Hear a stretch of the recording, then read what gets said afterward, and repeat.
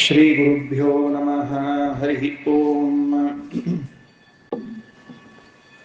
ಜಯತಿ ಹರಿರಚಿಂತ್ಯಃ ಸರ್ವದೇವೈಕವಂದ್ಯಃ ಪರಮ ಗುರುರಭೀಷ್ಟಾವಾಪ್ತಿದಃ ಸಜ್ಜನಾನಾಂ ನಿಖಿಲ ಗುಣಗಣಾನೋ ನಿತ್ಯ ನಿರ್ಮುಕ್ತದೋಷಃ ಸರಸಿಜನಯನೋऽಸೌ ಶ್ರೀಪತಿರ್ಮಾನದೋನಃ ಅಶೇಷವಾಜ್ಯಾದ್ಯಮಲಾಪಹಂತ್ರಿ ನವಂ ನವಂ ಸ್ಪಷ್ಟಸುಭಪ್ರದಾಯಿನಿ ಮಮೇಹ ಜಿಹ್ವಾಗ್ರ ಸುರಂಗನರ್ತಕೀ ಭವ ಪ್ರಸನ್ನಾ ವದನೆ ಚ ಮೇ ಶ್ರೀಃ ವ್ಯಾಪ್ತಿರ್ಯಸ್ಯ ನಿಜೇ ನಿಜೇನ ಮಹಸಾ ಪಕ್ಷೇ ಸಪಕ್ಷೇ ಸ್ಥಿತಿಃ ವ್ಯಾವೃತ್ತಿಶ್ಚ ವಿಪಕ್ಷತೋऽಥ ವಿಷಯೇ ಸಕ್ತಿರ್ನ ವೈ ಬಾಧಿತೆ ನೈವ ಹಾಸ್ತಿ ಪ್ರತಿಪಕ್ಷಯುಕ್ತಿರತುಲಂ ಶುದ್ಧಂ ಪ್ರಮಾಣಂ ಸಮೇ ಭೂಯಾತ್ ತತ್ವವಿನಿರ್ಣಯಾಯ ಭಗವಾನ್ ಆನಂದತೀರ್ಥೋ ಮುನಿಃ ವಾಣಿತೆ ಕರವಾಣ್ಯಂಬ ಚರಣೋ ಹೃದಿ ಸರ್ವದಾ ಮದ್ವಾಕ್ಯ ಸರಣಿರ್ಭೂಯಾತ್ ಶ್ರೀಮದಾಚಾರ್ಯ ಭಾವದ ನಮೋಸ್ತು ತಾತ್ವಿಕಾ ದೇವಾಃ ವಿಷ್ಣುಭಕ್ತಿಪರಾಯಣಾಃ ಧರ್ಮಮಾರ್ಗೇ ಪ್ರೇರಯಂತು ಭವಂತಃ ಸರ್ವ ಏವ ಹಿ ಯಸ್ಯ ವಾಕ್ಕಾಮಧೇನುರ್ನಃ ಕಾಮಿತಾರ್ಥಾನ್ ಪ್ರಯಚ್ಛತಿ ಸೇವೇತಂ ಜಯ ಯೋಗೀಂದ್ರಂ ಕಾಮಬಾಣಚ್ಛಿದಂ ಸದಾ ಅಸ್ಮದ್ಗುರುಸಮಾರಂಭಾಂ ಟೀಕಾಕೃತ್ಪಾದಮಧ್ಯಗಾಂ ಶ್ರೀಮದಾಚಾರ್ಯಪರ್ಯಂತಾಂ ವಂದೇ ಗುರುಪರಂಪರಾಂ ಪೃಥ್ವೀಮಂಡಲಮಧ್ಯಸ್ಥಾಃ ಪೂರ್ಣಬೋಧಮತಾನುಗಾಃ ವೈಷ್ಣವಾ ವಿಷ್ಣುಹೃದಯಾಃ ತಾನ್ ನಮಸ್ಸೇ ಗುರೂನ್ ಮಮ ಆಪಾದಮೌಳಿಪರ್ಯಂತಂ ಗುರುಣಾಮಾಕೃತಿಂ ಸ್ಮರೇತ್ ತೇನ ವಿಘ್ನಾಃ ಪ್ರಣಶ್ಯಂತಿ ಸಿದ್ಧ್ಯಂತಿ ಚ ಮನೋರಥಾಃ. ಶ್ರೀ ಗುರುಭ್ಯೋ ನಮಃ. ಹರಿ ಓಂ.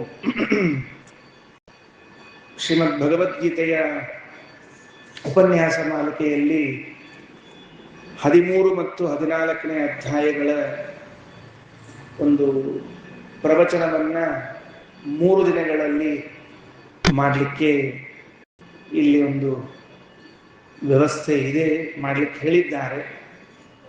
ನಾನೇನು ಪ್ರತಿಜ್ಞೆಯನ್ನು ಮಾಡೋದಿಲ್ಲ, ಎಲ್ಲ ಶ್ಲೋಕಗಳನ್ನು ಹೇಳಿಯೇ ಬಿಡ್ತೇನೆ ಅಂತ ಪ್ರತಿಜ್ಞೆಯನ್ನು ಮಾಡೋದಿಲ್ಲ. ಮೊದಲನೇದು. ಎರಡನೇ ಪ್ರತಿಜ್ಞೆ ಏನು ಅಂದರೆ ನನಗೆ ಹೇಗೆ ಬೇಕೋ ಹಾಗೆ ಹೇಳ್ತೀನಿ ಅನ್ನೋದು ಎರಡನೇ ಪ್ರತಿಜ್ಞೆ. ಮೊದಲನೇ ಪ್ರತಿಜ್ಞೆ ಪ್ರತಿ ಶ್ಲೋಕವನ್ನು ಓದಿ ಅರ್ಥ ಹೇಳುವುದಿಲ್ಲ. ಎರಡನೇ ಪ್ರತಿಜ್ಞೆ ನನಗೆ ಹೇಗೆ ಹೇಳಬೇಕು ಅನಿಸುತ್ತೋ ಹಾಗೆ ಹೇಳ್ತೀನಿ. 13 ಮತ್ತು 14 ಎರಡೂ ಅಧ್ಯಾಯಗಳ ಒಂದು ವಿಶ್ಲೇಷಣೆ, ನಿಮಗೆ ಅದರ ಅಭಿಪ್ರಾಯ ತಿಳಿಯುವಂತೆ ಪ್ರಯತ್ನ ಮಾಡಿ ಹೇಳ್ತೇನೆ. ಭಗವದ್ಗೀತೆ ಇದು ನಿಮ್ಮೆಲ್ಲರಿಗೂ ಈಗಾಗಲೇ ಹಿಂದಿನ ಉಪನ್ಯಾಸಕಾರರು ಸಾಕಷ್ಟು ಪರಿಚಯ ಮಾಡಿಸಿರ್ತಾರೆ. ಏನು ಭಗವದ್ಗೀತೆ ಅಂತ ಅನ್ನೋದಕ್ಕೆ, ಯುದ್ಧದ ಪ್ರಸಂಗ ನಡೆದಿರುವಾಗ ಅರ್ಜುನ ನಾನು ಯುದ್ಧ ಮಾಡುವುದಿಲ್ಲ ಅಂತಂದರೆ ಕೃಷ್ಣ ನೀನು ಯುದ್ಧ ಮಾಡಲೇಬೇಕು ಅಂತ ಅವನನ್ನು ಎಚ್ಚರಿಸುವಂತಹ ಮಾತುಗಳನ್ನು ಭಗವದ್ಗೀತೆ ಅಂತ ಕರೆದಿದ್ದಾರೆ. ಈ ಗೀತೆ ಮುಗಿದ ಮೇಲೆ ಒಂದು ಗೀತೆ ಬರ್ತದೆ. ಅಂದರೆ ಭಗವದ್ಗೀತೆ ಮುಗೀತು ಅಂತಾದ ಮೇಲೆ ಒಂದು ಪ್ರಸಂಗ ಬರ್ತದೆ. ಪ್ರಾಯಶಃ ಅದನ್ನು ಮುಟ್ಲಿಕ್ಕಾಗಿರೋದಿಲ್ಲ ಯಾವಾಗ. ಏನಾಯಿತು ಅಂದರೆ ಧರ್ಮರಾಜ ಕೇಳ್ತಾನೆ, ವೈಶಂಪಾಯನಾಚಾರ್ಯರಿಗೆ ಜನಮೇಜಯ ಕೇಳ್ತಾನೆ. ಆಗ ಈ ಮಾತನ್ನು ಹೇಳ್ತಾನೆ. ವೈಶಂಪಾಯನಾಚಾರ್ಯರು ಜನಮೇಜಯನಿಗೆ ಹೇಳಿದ್ರಂತೆ, ನೋಡು ಈ ಭೀಷ್ಮ ಪರ್ವದಲ್ಲಿ ಬಂದಿರುವಂತಹ ಪ್ರಸಂಗ ಇಷ್ಟೊತ್ತು ನೀ ಕೇಳಿದೆಯಲ್ಲ, ಇದು ಕೃಷ್ಣ ಅರ್ಜುನನಿಗೆ ಹೇಳಿ ಆಯಿತು. ಸ್ವಾಮಿ ಇಷ್ಟೆಲ್ಲ ನೀನು ಹೇಳಿಬಿಟ್ರಿ, ಅದು ಏನು ವಿಷಯ ಇದೆಯೋ ಗೀತೆಯಲ್ಲಿ ಅಂತ ನಮ್ಗೆ ನೆನಪಿಟ್ಟುಕೊಳ್ಳಿಕ್ಕೆ ಆಗೋದಿಲ್ಲ. ಅದಕ್ಕೆ ಸಂಗ್ರಹಾತ್ಮಕವಾಗಿ ಗೀತೆಯಲ್ಲಿ ಬಂದ ವಿಷಯವನ್ನು ನೀನು ಯಾಕೆ ಹೇಳಬಾರ್ದು ಅಂತ ಕೇಳ್ತಾನೆ. ಅದಕ್ಕೆ 2 ಶ್ಲೋಕದಲ್ಲಿ ವೈಶಂಪಾಯನಾಚಾರ್ಯರು ಜನಮೇಜಯನಿಗೆ ಇಡೀ ಗೀತೋಕ್ತವಾದ ಪ್ರಮೇಯವನ್ನು ಸಂಗ್ರಹಾತ್ಮಕವಾಗಿ ತಿಳಿಸ್ತಾರೆ. ಒಂದು ಶ್ಲೋಕ, ಗಂಗಾ ಗೀತಾ ಚ ಗಾಯತ್ರಿ ಗೋವಿಂದೇತಿ ಹೃದಯ ಸ್ಥಿತೆ ಚತುರ್ಗಕಾರ ಸಂಯುಕ್ತೆ ಪುನರ್ಜನ್ಮ ನ ವಿದ್ಯತೆ. ಇದು ನೋಡಿ ಬಹಳ ಪ್ರಧಾನವಾದ ಅಂಶ ಯಾವುದು ಅಂತ ಕೇಳಿದರೆ,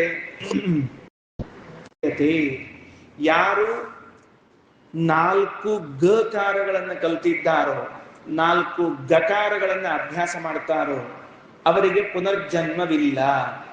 ಯಾವ 4 ಗಕಾರಗಳು? ಹೆಂಗಿದೆ ಅಂದ್ರೆ ನಮಗೆ ಸ್ಕೂಲಲ್ಲೆಲ್ಲ ಬಳ್ಳಿ ಕಲಿಸೋರು, ಕ ಬಳ್ಳಿ, ಖ ಬಳ್ಳಿ, ಗ ಬಳ್ಳಿ ಅಂತ ಕಲಿಸೋರು. ಹಂಗ ಬಳ್ಳಿಗಳನ್ನು ಕಲಿಸುವಾಗ ಗ ಬಳ್ಳಿ, ಒಂದು ಗ, ಒಂದು ಗ, ಒಂದು ಗಿ, ಒಂದು ಗೋ, ಈ 4 ಅಕ್ಷರಗಳನ್ನು ಕಲಿತವನಿಗೆ ಪುನರ್ಜನ್ಮವಿಲ್ಲ ಅಂತ ವೈಶಂಪಾಯನಾಚಾರ್ಯ ತಿಳಿಸಿಕೊಡ್ತಾರೆ. ಅದೇ 4 ಏನಿದೆ? ಗಂಗಾ, ಗೀತಾ ಚ ಗಾಯತ್ರಿ ಗೋವಿಂದೇತಿ ಹೃದಯ ಸ್ಥಿತೆ ಚತುರ್ಗಕಾರ ಸಂಯುಕ್ತೆ ಪುನರ್ಜನ್ಮ ನ ವಿದ್ಯತೆ. ಮೊದಲನೇದ್ದು ಗದಲ್ಲಿ ಬರುವಂತಹದ್ದು ಗಂಗಾ. ಯಾರು ಗಂಗೆಯನ್ನು ತಿಳ್ಕೊಂಡಿದ್ದಾರೋ ಅವರಿಗೆ ಪುನರ್ಜನ್ಮವಿಲ್ಲ. ಎರಡನೇದ್ದು ಗಾಯತ್ರಿ, ಗಂಗಾ ಸ್ನಾನ ಮಾಡಿ ಗಾಯತ್ರಿ ಜಪವನ್ನ ಮಾಡ್ರಿ ಅಂತ ಹೇಳಿದಂತೆ. ಗಾಯತ್ರಿ ಜಪ ಮಾಡಿದ ಮೇಲೆ ಶಾಸ್ತ್ರದ ಸಾರವನ್ನು ತಿಳ್ಕೊಳ್ಬೇಕು ಅಂತ ಅಪೇಕ್ಷೆ ಬಂದ್ರೆ ಗೀತಾ, ಗ ಗ ಗಿ, ಈ ಗಂಗಾ ಸ್ನಾನ ಮಾಡಿ ಗಾಯತ್ರಿ ಜಪ ಮಾಡಿ ಗೀತೆಯ ಶಾಸ್ತ್ರಾರ್ಥವಾದ ಗೀತೆಯ ಸಾರವನ್ನು ತಿಳ್ಕೊಂಡ್ಬಿಟ್ರೆ ಮುಂದೇನು ಅಂದ್ರೆ ಗೋವಿಂದ, ಭಗವಂತ ನಮಗೆ ದೊರೀತಾನೆ ಅಂತ ಹೇಳಬೇಕಾಗಿ. ಹೀಗ 4 ಅಕ್ಷರಗಳಿಂದ ಹೇಳುವಂತಹದ್ದನ್ನ ಸಂಗ್ರಹ ಮಾಡಿ ಕೊಡ್ತಾರೆ. ಗಂಗಾ, ಗೀತಾ ಚ ಗಾಯತ್ರಿ ಗೋವಿಂದೇತಿ ಹೃದಯ ಸ್ಥಿತೆ ಚತುರ್ಗಕಾರ ಸಂಯುಕ್ತೆ ಪುನರ್ಜನ್ಮ ನ ವಿದ್ಯತೆ. ಅದರಲ್ಲಿ ಒಬ್ಬರು ಜೋಕ್ ಮಾಡ್ತಿದ್ರು. ಏನು ಅಂದ್ರ ಅಜ್ಜ ಯಾವಾಗ್ಲೂ ಗೀತಾ ಪುಸ್ತಕ ಹೇಳ್ಕೊಂಡು ಕೂತಿದ್ನಂತ, ಓದೇ ಓದ್ತಿದ್ನಂತ. ಅದಕ್ಕೆ ಸಣ್ಣ ಮೊಮ್ಮಗ ದೊಡ್ಡ ಮೊಮ್ಮಗ ಅಂತ ಇಬ್ರಿದ್ರಂತ. ಆ ಸಣ್ಣ ಮೊಮ್ಮಗ ಅಜ್ಜನ್ ನೋಡಿದ್ನಂತ, ನಮ್ಮಜ್ಜ ಇಷ್ಟ್ಯಾಕೆ ಅಭ್ಯಾಸ ಮಾಡ್ಲಿಕ್ಕೆ ನಂಗೆ ತಿಳಿವಲ್ತಾಗ್ಯದ. ಅದಕ್ಕೆ ಅಣ್ಣಕ್ಕೆ ಕೇಳಿದ್ನಂತ, ಅಣ್ಣ ಅಜ್ಜ ಇಷ್ಟ್ಯಾಕೆ ಅಭ್ಯಾಸ ಮಾಡ್ಲಿಕ್ಕತ್ತಾರ, ಅವ್ರು ಯಾವ್ದು ಎಕ್ಸಾಮ್ ಕಟ್ಟ್ಯಾರೇನು ಅಂತ ಕೇಳಿದಂತ. ಅದಕ್ಕೆ ಅಣ್ಣ ಹೇಳಿದ್ನಂತ, ಅಪ್ಪಿ ಅವ್ರದ್ದು ಲಾಸ್ಟ್ ಎಕ್ಸಾಮ್ ಬಂದದ, ಅದಕ್ಕೆ ಕಟ್ಟ್ಯಾರని ಏನ್ ಚಿಂತೆ ಮಾಡಬೇಡ, ಅದಕ್ಕೆ ಗೀತಾ ಅಭ್ಯಾಸ ಮಾಡ್ಲಿಕ್ಕತ್ತಾರ ಅಂತ ಹೇಳಿದ್ರಂತ. ಅದಕ್ಕೆ ಕೊನೆ ಎಕ್ಸಾಮ್ ಬಂದಾಗ ಗೀತಾ ಕೈಯಲ್ಲಿ ಹಿಡಿತಿರ್ತೀವಿ ನಾವು. ಗೀತೆ ಯಾವಾಗಲೂ ನಮ್ಮ ಜೊತೆಗೆ ಇರಬೇಕಾದದ್ದು.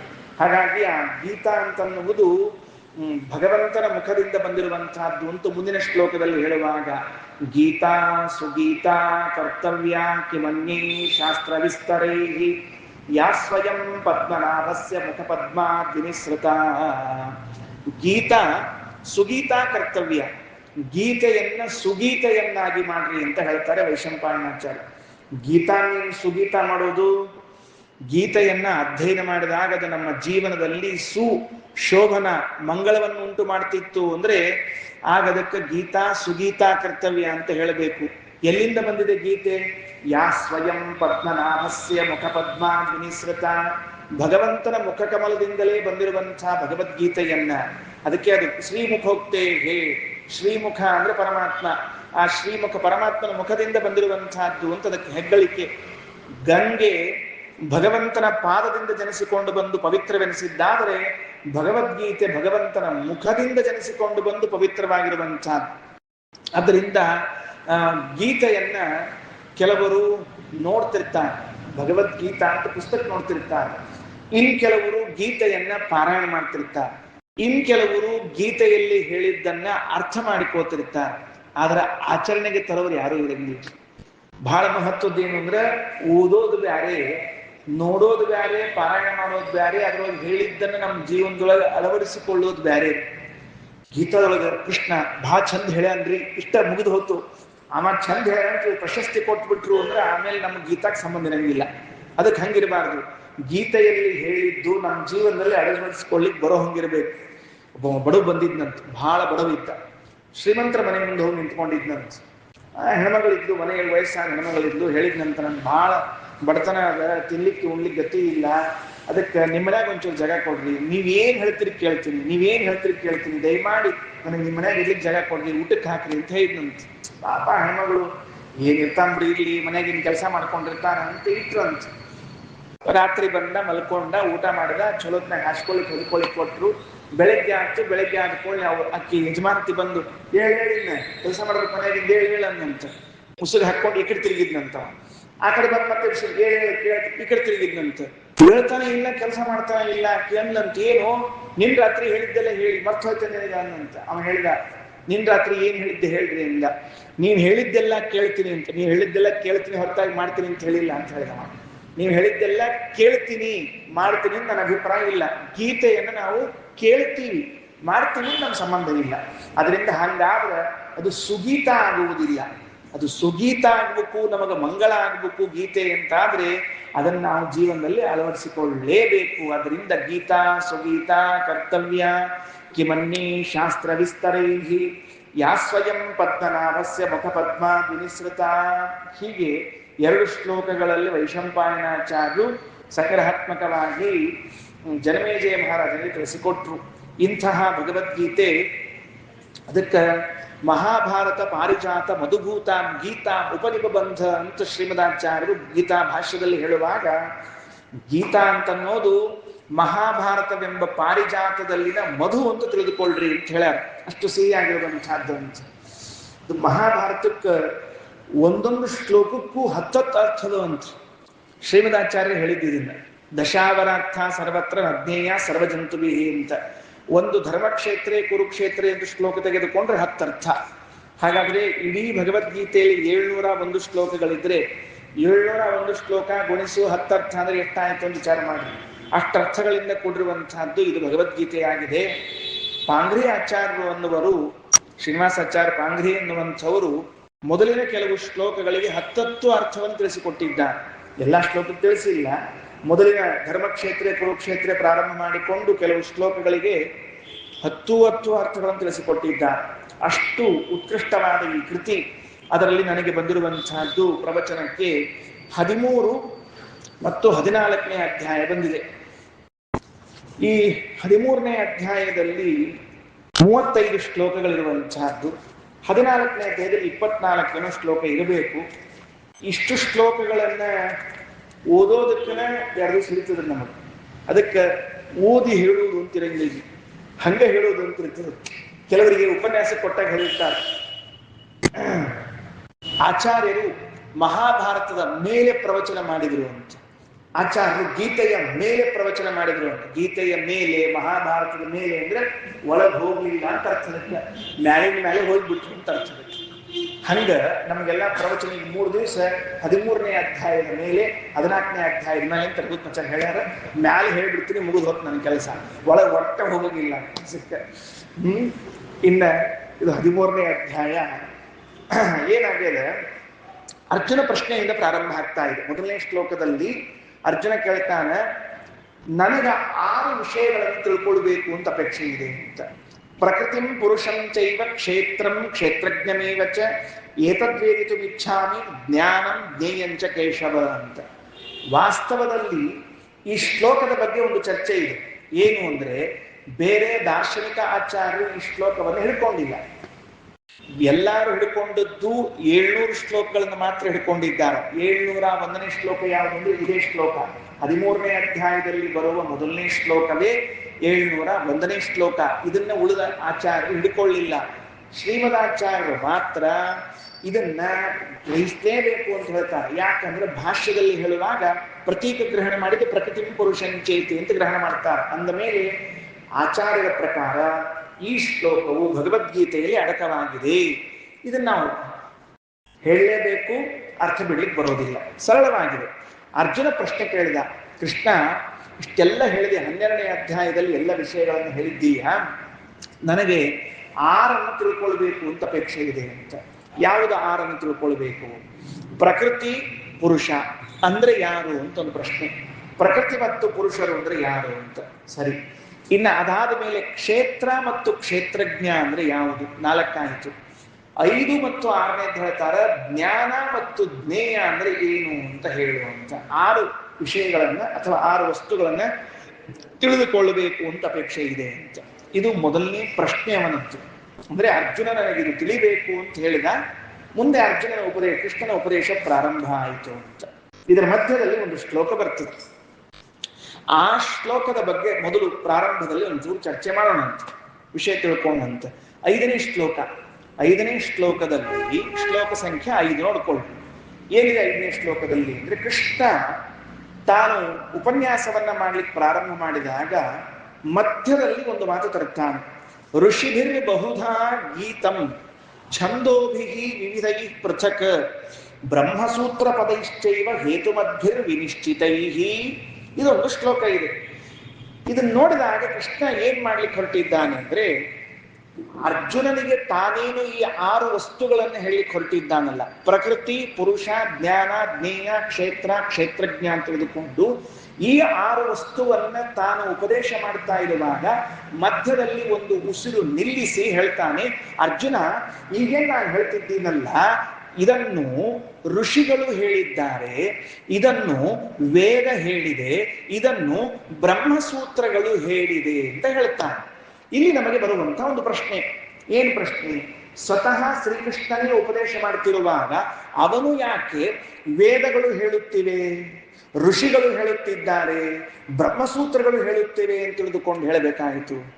ಯಾರಾದ್ರೂ ಕೇಳಿದ್ರ? ನಾವೇನಾದ್ರೂ ಕೇಳಿದ್ವಾ? ಅಲ್ಲ, ನೀವು ಭಗವದ್ಗೀತಾನು ಕೇಳಿದ್ದಿಲ್ಲ ಆಚಾರ, ನೀವು ಇವತ್ತು ಕೇಳಿದಕ್ಕೆ ಅವತ್ತು ಕೇಳಿದ ಅರ್ಜುನ, ಅವಾಗ ಕೇಳಿದ್ರೆ ಕೇಳಬೇಕು ಅಂದ್ರೆ ಅವೇನು ಕೇಳಿಲ್ಲ. ಅಂದ ಮೇಲೆ ಈ ಪ್ರಶ್ನೆ ಯಾಕೆ ಬಂತು, ಕೃಷ್ಣ ಈ ಮಾತನ್ನು ಯಾಕೆ ಹೇಳಿದ ಅಂತ ಕೇಳಿದ್ರೆ, ವಿದ್ಯಾಧಿರಾಜ ತೀರ್ಥ ಶ್ರೀಪಾದರು ಹಾಗೂ ಮಂತ್ರಾಲಯ ಸ್ವಾಮಿಗಳವರು ಗೀತಾ ವಿವೃತ್ತಿಯಲ್ಲಿ ಹೇಳುವಾಗ ಒಂದು ಮಾತನ್ನು ಬರೀತಾರೆ. ಏನಿಲ್ಲ, ಪ್ರವಚನ ಕೇಳ್ತಿದ್ದೀವಲ್ಲ ನಾವೆಲ್ಲ, ಕೃಷ್ಣನ ಉಪದೇಶ ಕೇಳ್ತಿದ್ದೀವಲ್ಲೋ, ಕೇಳ್ತಾ ಇರುವಾಗ ನಮಗೆ ಅದರಲ್ಲಿ ವಿಶ್ವಾಸ ಬರಬೇಕು. ಎದರಲ್ಲಿ ವಿಶ್ವಾಸ ಬರಬೇಕು? ಕೃಷ್ಣ ಹೇಳಿದ ಮಾತಿನಲ್ಲಿ ವಿಶ್ವಾಸ ಬರಬೇಕಂತೆ. ಕೃಷ್ಣ ಹೇಳಿದ ಮಾತಿನಲ್ಲಿ ವಿಶ್ವಾಸ ಬರಬೇಕಾದರೆ ಕೃಷ್ಣ ಏನ್ ಮಾಡಬೇಕು ಅಂದ್ರೆ, ನಾನು ಹೇಳುವ ತತ್ವಗಳು ಪ್ರಾಮಾಣಿಕವಾಗಿವೆ ಅಂತ ತಿಳಿಸ್ಬೇಕು. ಏನ್ ತಿಳಿಸ್ಬೇಕು ಕೃಷ್ಣ? ನಾನು ಹೇಳಿದ ತತ್ವ ಇದು ಪ್ರಾಮಾಣಿಕ ಅಂತ. ಪ್ರಾಮಾಣಿಕ ಅಂದ್ರೆ ಏನು? ಪ್ರಾಮಾಣಿಕ ಅಂದ್ರೆ ಏನು? ನಮ್ಮಲ್ಲಿ ಅವ್ರು ತುಂಬಾ ಪ್ರಾಮಾಣಿಕರು ಅಂತಿರ್ತಾರೆ. ಅವ್ರು ತುಂಬಾ ಪ್ರಾಮಾಣಿಕರು ಅಂದ್ರೆ ಕೈ ಶುದ್ಧ ಇದೆ, ಎಲ್ಲ ಶುದ್ಧ ಇದೆ ಅಂತ ಇಷ್ಟ ಅರ್ಥ. ಈ ಅಭಿಪ್ರಾಯದಲ್ಲಿ ಪ್ರಾಮಾಣಿಕ ಅಂತ ಅರ್ಥವ? ಮತ್ತೆ ಪ್ರಮಾಣ ಸಿದ್ಧ ಅಂತ ಅರ್ಥ. ಏನು ಪ್ರಮಾಣ ಸಿದ್ಧ? ಜ್ಞಾನ, ಜ್ಞೇಯ, ಪ್ರಕೃತಿ, ಪುರುಷ, ಕ್ಷೇತ್ರ, ಕ್ಷೇತ್ರಜ್ಞ ಎಂಬ 6ಗಳು ಪ್ರಮಾಣ ಸಿದ್ಧವಾಗಿವೆ ಅಂತ. ಅರ್ಜುನ ಮೆಲ್ಲಕ್ಕೆ ಕೇಳಿದ, ಕೃಷ್ಣ ಈ 6 ಪ್ರಮಾಣದಿಂದ ಸಿದ್ಧ ಆಗಿವೆ ಅಂತ ಹೇಳ್ತಿದ್ದೀಯಲ್ಲ, ಪ್ರಮಾಣದಲ್ಲಿರೋದೇ 3, ಪ್ರತ್ಯಕ್ಷವೋ, ಅನುಮಾನವೋ, ಆಗಮವೋ ಅಂತ 3 ಇದೆ. ಪ್ರಾಮಾಣಿಕಂ ಅಂದ್ರೆ ಏನರ್ಥದಕ್ಕ? ಪ್ರಮಾಣ ಸಿದ್ಧಂ, ಪ್ರಮಾಣದಿಂದ ಸಿದ್ಧವಾಗಿದ್ದು. ಪ್ರಮಾಣ ಯಾವುದು? ಪ್ರತ್ಯಕ್ಷವ, ಅನುಮಾನವ, ಆಗಮವ? ಯಾರಿಗೆ ಸಿದ್ಧ ಆಗಿದೆ? ಪ್ರತ್ಯಕ್ಷದಿಂದ ಸಿದ್ಧ ಅಂತ ಹೇಳೋಣ ಅಂತಂದ್ರೆ, ಕ್ಷೇತ್ರ, ಕ್ಷೇತ್ರಜ್ಞ, ಜ್ಞಾನ, ಜ್ಞೇಯ, ಪ್ರಕೃತಿ, ಪುರುಷರನ್ನ ಪ್ರತ್ಯಕ್ಷದಿಂದ ಕಾಣುವುದು ಹೇಗೆ? ಯಥಾಕಥಂಚಿತ್ ಪ್ರಕೃತಿ ಶಬ್ದವಾಚ್ಯವಾದ ಈ ಜಡ ಪ್ರಕೃತಿಯನ್ನು, ಪುರುಷ ಶಬ್ದವಾಚ್ಯನಾದ ಜೀವನನ್ನು ಅಂದ್ರೆ ದೇಹಯುಕ್ತನಾದ ಜೀವನನ್ನು ಕಣ್ಣಾರೆ ನೋಡಬಹುದು, ದೇಹಯುಕ್ತನಾದ ಜೀವನನ್ನು ನೋಡಬಹುದು. ಆದರೆ ಜೀವ ಹೇಗಿದ್ದಾನೆ ಅಂತ ನಮಗೆ ತಿಳಿಲಿಕ್ಕೆ ಸಾಧ್ಯ ಇಲ್ಲ. 2ನೇ ಅಧ್ಯಾಯದಲ್ಲಿ ಹೇಳುವಾಗ ಕೃಷ್ಣವನ್ ಮಾತಂತಾನೆ, ಆಶ್ಚರ್ಯವತ್ ಪಶ್ಯತಿ ಕಶ್ಚಿದೇನಂ ಆಶ್ಚರ್ಯವದ್ ವದತಿ ತಥೈವ ಚಾನ್ಯಃ ಆಶ್ಚರ್ಯವತ್ ಚೈನಮನ್ಯ ಶೃಣೋತಿ ಶ್ರುತ್ವಾಪೇನಂ ವೇದನ ಚೈವ ಕಶ್ಚಿತ್. ಅರ್ಜುನ, ಯಾರಾದರೂ ನಾನು ಜೀವನನ್ನ ಕಂಡೀನಿ ಅಂತ ಹೇಳಿದರೆ ಅದರಂಥ ಆಶ್ಚರ್ಯ ಇನ್ನೊಂದಿಲ್ಲಪ್ಪ. ಆ ಶ್ಲೋಕವನ್ನು ಆಚಾರ್ಯರು 2 ರೀತಿಯಿಂದ ವ್ಯಾಖ್ಯಾನ ಮಾಡಿದ್ದಾರೆ. ಗೀತಾ ತಾತ್ಪರ್ಯದಲ್ಲಿ ಭಗವತ್ಪರವಾಗಿ ಮಾಡಿ, ಗೀತಾ ಭಾಷ್ಯದಲ್ಲಿ ಜೀವಪರವಾಗಿ ಮಾಡಿದ್ದಾರೆ. ಆಶ್ಚರ್ಯವತ್ ಪಶ್ಯತಿ ಕಶ್ಚಿದೇನಂ, ಜಗತ್ತಿನಲ್ಲಿ ಒಬ್ರು ಕೈ ಎತ್ತಿ ನಾನು ಜೀವನನ್ನ ಕಂಡೀನ್ರಿ ಸಾರ್ ಅಂತ ಹೇಳಿದರೆ, ಏನಪ್ಪ ಜೀವನ್ ಕಂಡ್ಬಿಟ್ಟಿ ಅಂತಲ್ಲ, ಆಶ್ಚರ್ಯವದ್ ವದತಿ ತಥೈವ ಚಾನ್ಯಃ ಆಶ್ಚರ್ಯವಚ್ಚೈನ ಮನ್ಯ ಶೃಣೋತಿ ಶ್ರುತ್ವಾ ಪೇನಂ ವೇದ ನ ಚೈವ ಕಶ್ಚಿತ್. ಇಷ್ಟಾದ್ರೂ ಅವ ಜೀವ ಹೆಂಗಿದ್ದಾನಂತ ತಿಳ್ಕೊಳ್ಳಿಕ್ಕಾಗಿಲ್ಲ ಅಂತ ಉದ್ಗಾರ ತೆಗಿತಾ ಇರುವಾಗ, ಈ ಪ್ರಕೃತಿ, ಪುರುಷ, ಜ್ಞಾನ, ಜ್ಞೇಯ, ಕ್ಷೇತ್ರ, ಕ್ಷೇತ್ರಜ್ಞಗಳನ್ನ ಪ್ರತ್ಯಕ್ಷದಿಂದ ನೋಡ್ಲಿಕ್ಕೆ ಸಾಧ್ಯವಿಲ್ಲ. ಬೇಡ, ಅನುಮಾನದಿಂದ ನೋಡ್ತೀವಿ. ಅನುಮಾನದಿಂದ ತಿಳಿಯೋಣ ಅಂದ್ರೆ, ಅನುಮ ಕಾಮಚಾರಿಣಿ. ಅನುಮಾನ ಏನ್ ಮಾಡ್ಲಿಕ್ಕೆ ಬರ್ತದೆ? ಪ್ರತಿ ಅನುಮಾನ ಮಾಡ್ಲಿಕ್ಕೆ ಬರ್ತದೆ. ನೀವು ಹೇಳ್ರಿ ಜಗತ್ತಿನಲ್ಲಿ ದೇವರಿದ್ದಾನೆ ಅಂತ ನೀವೊಂದು ಅನುಮಾನ ಮಾಡಿ, ನಾನು ಉಲ್ಟಾ ಜಗತ್ತಿನಲ್ಲಿ ದೇವರಿಲ್ಲ ನಾನು ಅನುಮಾನ ಮಾಡ್ತೀನಿ. ಏನ್ ಮಾಡೋರು? ಈಗ ನಿರ್ಧಾರ ಆಗುವುದಿಲ್ಲ. ನಾನು ಬುದ್ಧಿವಂತನು ಅಂತ ನೀವೊಂದು ಹೇಳಿಕೆ ಕೊಡ್ತೀವಿ, ನಾನಂತೀನಿ ನೀವು ದೊಡ್ಡರು ಅಂತ ನಾನು ಹೇಳಿಕೆ ಕೊಡ್ತೀನಿ. ಏನ್ ಮಾಡೋರು? ಹಿಂದಿಲ್ಲ ಮುಂದಿಲ್ಲ. ಹಾಗಾದ್ರೆ ಪ್ರತ್ಯಕ್ಷದಿಂದಲೂ ಈ 6ನ್ನ ತಿಳ್ಕೊಳ್ಳಿಕ್ಕಾಗೋದಿಲ್ಲ, ಅನುಮಾನದಿಂದಲೂ ತಿಳ್ಕೊಳ್ಳಿಕ್ಕಾಗೋದಿಲ್ಲ. ಒಂದೇ ಒಂದು ಉಳಿತು, ಆಗಮದಿಂದ ಮಾತ್ರ ಈ 6 ತತ್ವಗಳನ್ನು ತಿಳ್ಕೊಳ್ಳಿಕ್ ಸಾಧ್ಯ. ಆಗಮದಲ್ಲಿ ಪುನಃ ಪ್ರಶ್ನೆ, ಪೌರುಷೇಯ ಆಗಮವ ಅಪೌರುಷೇಯ ಆಗಮವ ಅಂತ ಪ್ರಶ್ನೆ ಇದೆ. ಯಾವುದರಿಂದ ಹೇಳ್ತೀರಿ? ಪೌರುಷೇಯ ಹಾಗೂ ಅಪೌರುಷೇಯ 2 ಆಗಮಗಳು ಅಂತ ಹೇಳಬೇಕಾಗಿದೆ ಕೃಷ್ಣನಿಗೆ. ಅದಕ್ಕೆ ಎಷ್ಟು ಸೂಕ್ಷ್ಮವಾಗಿ ಹೇಳ್ತಾನೆ ಅಂದ್ರೆ, ಋಷಿಭಿರ್ ಬಹುಧಾ ಗೀತಂ ಛಂದೋಭಿರ್ ವಿವಿಧೈ ಪೃಥಕ್ ಬ್ರಹ್ಮಸೂತ್ರ ಪದೈಶ್ಚೈವ ಹೇತುಮದ್ಭಿರ್ ವಿನಿಶ್ಚಿತೈಹಿ.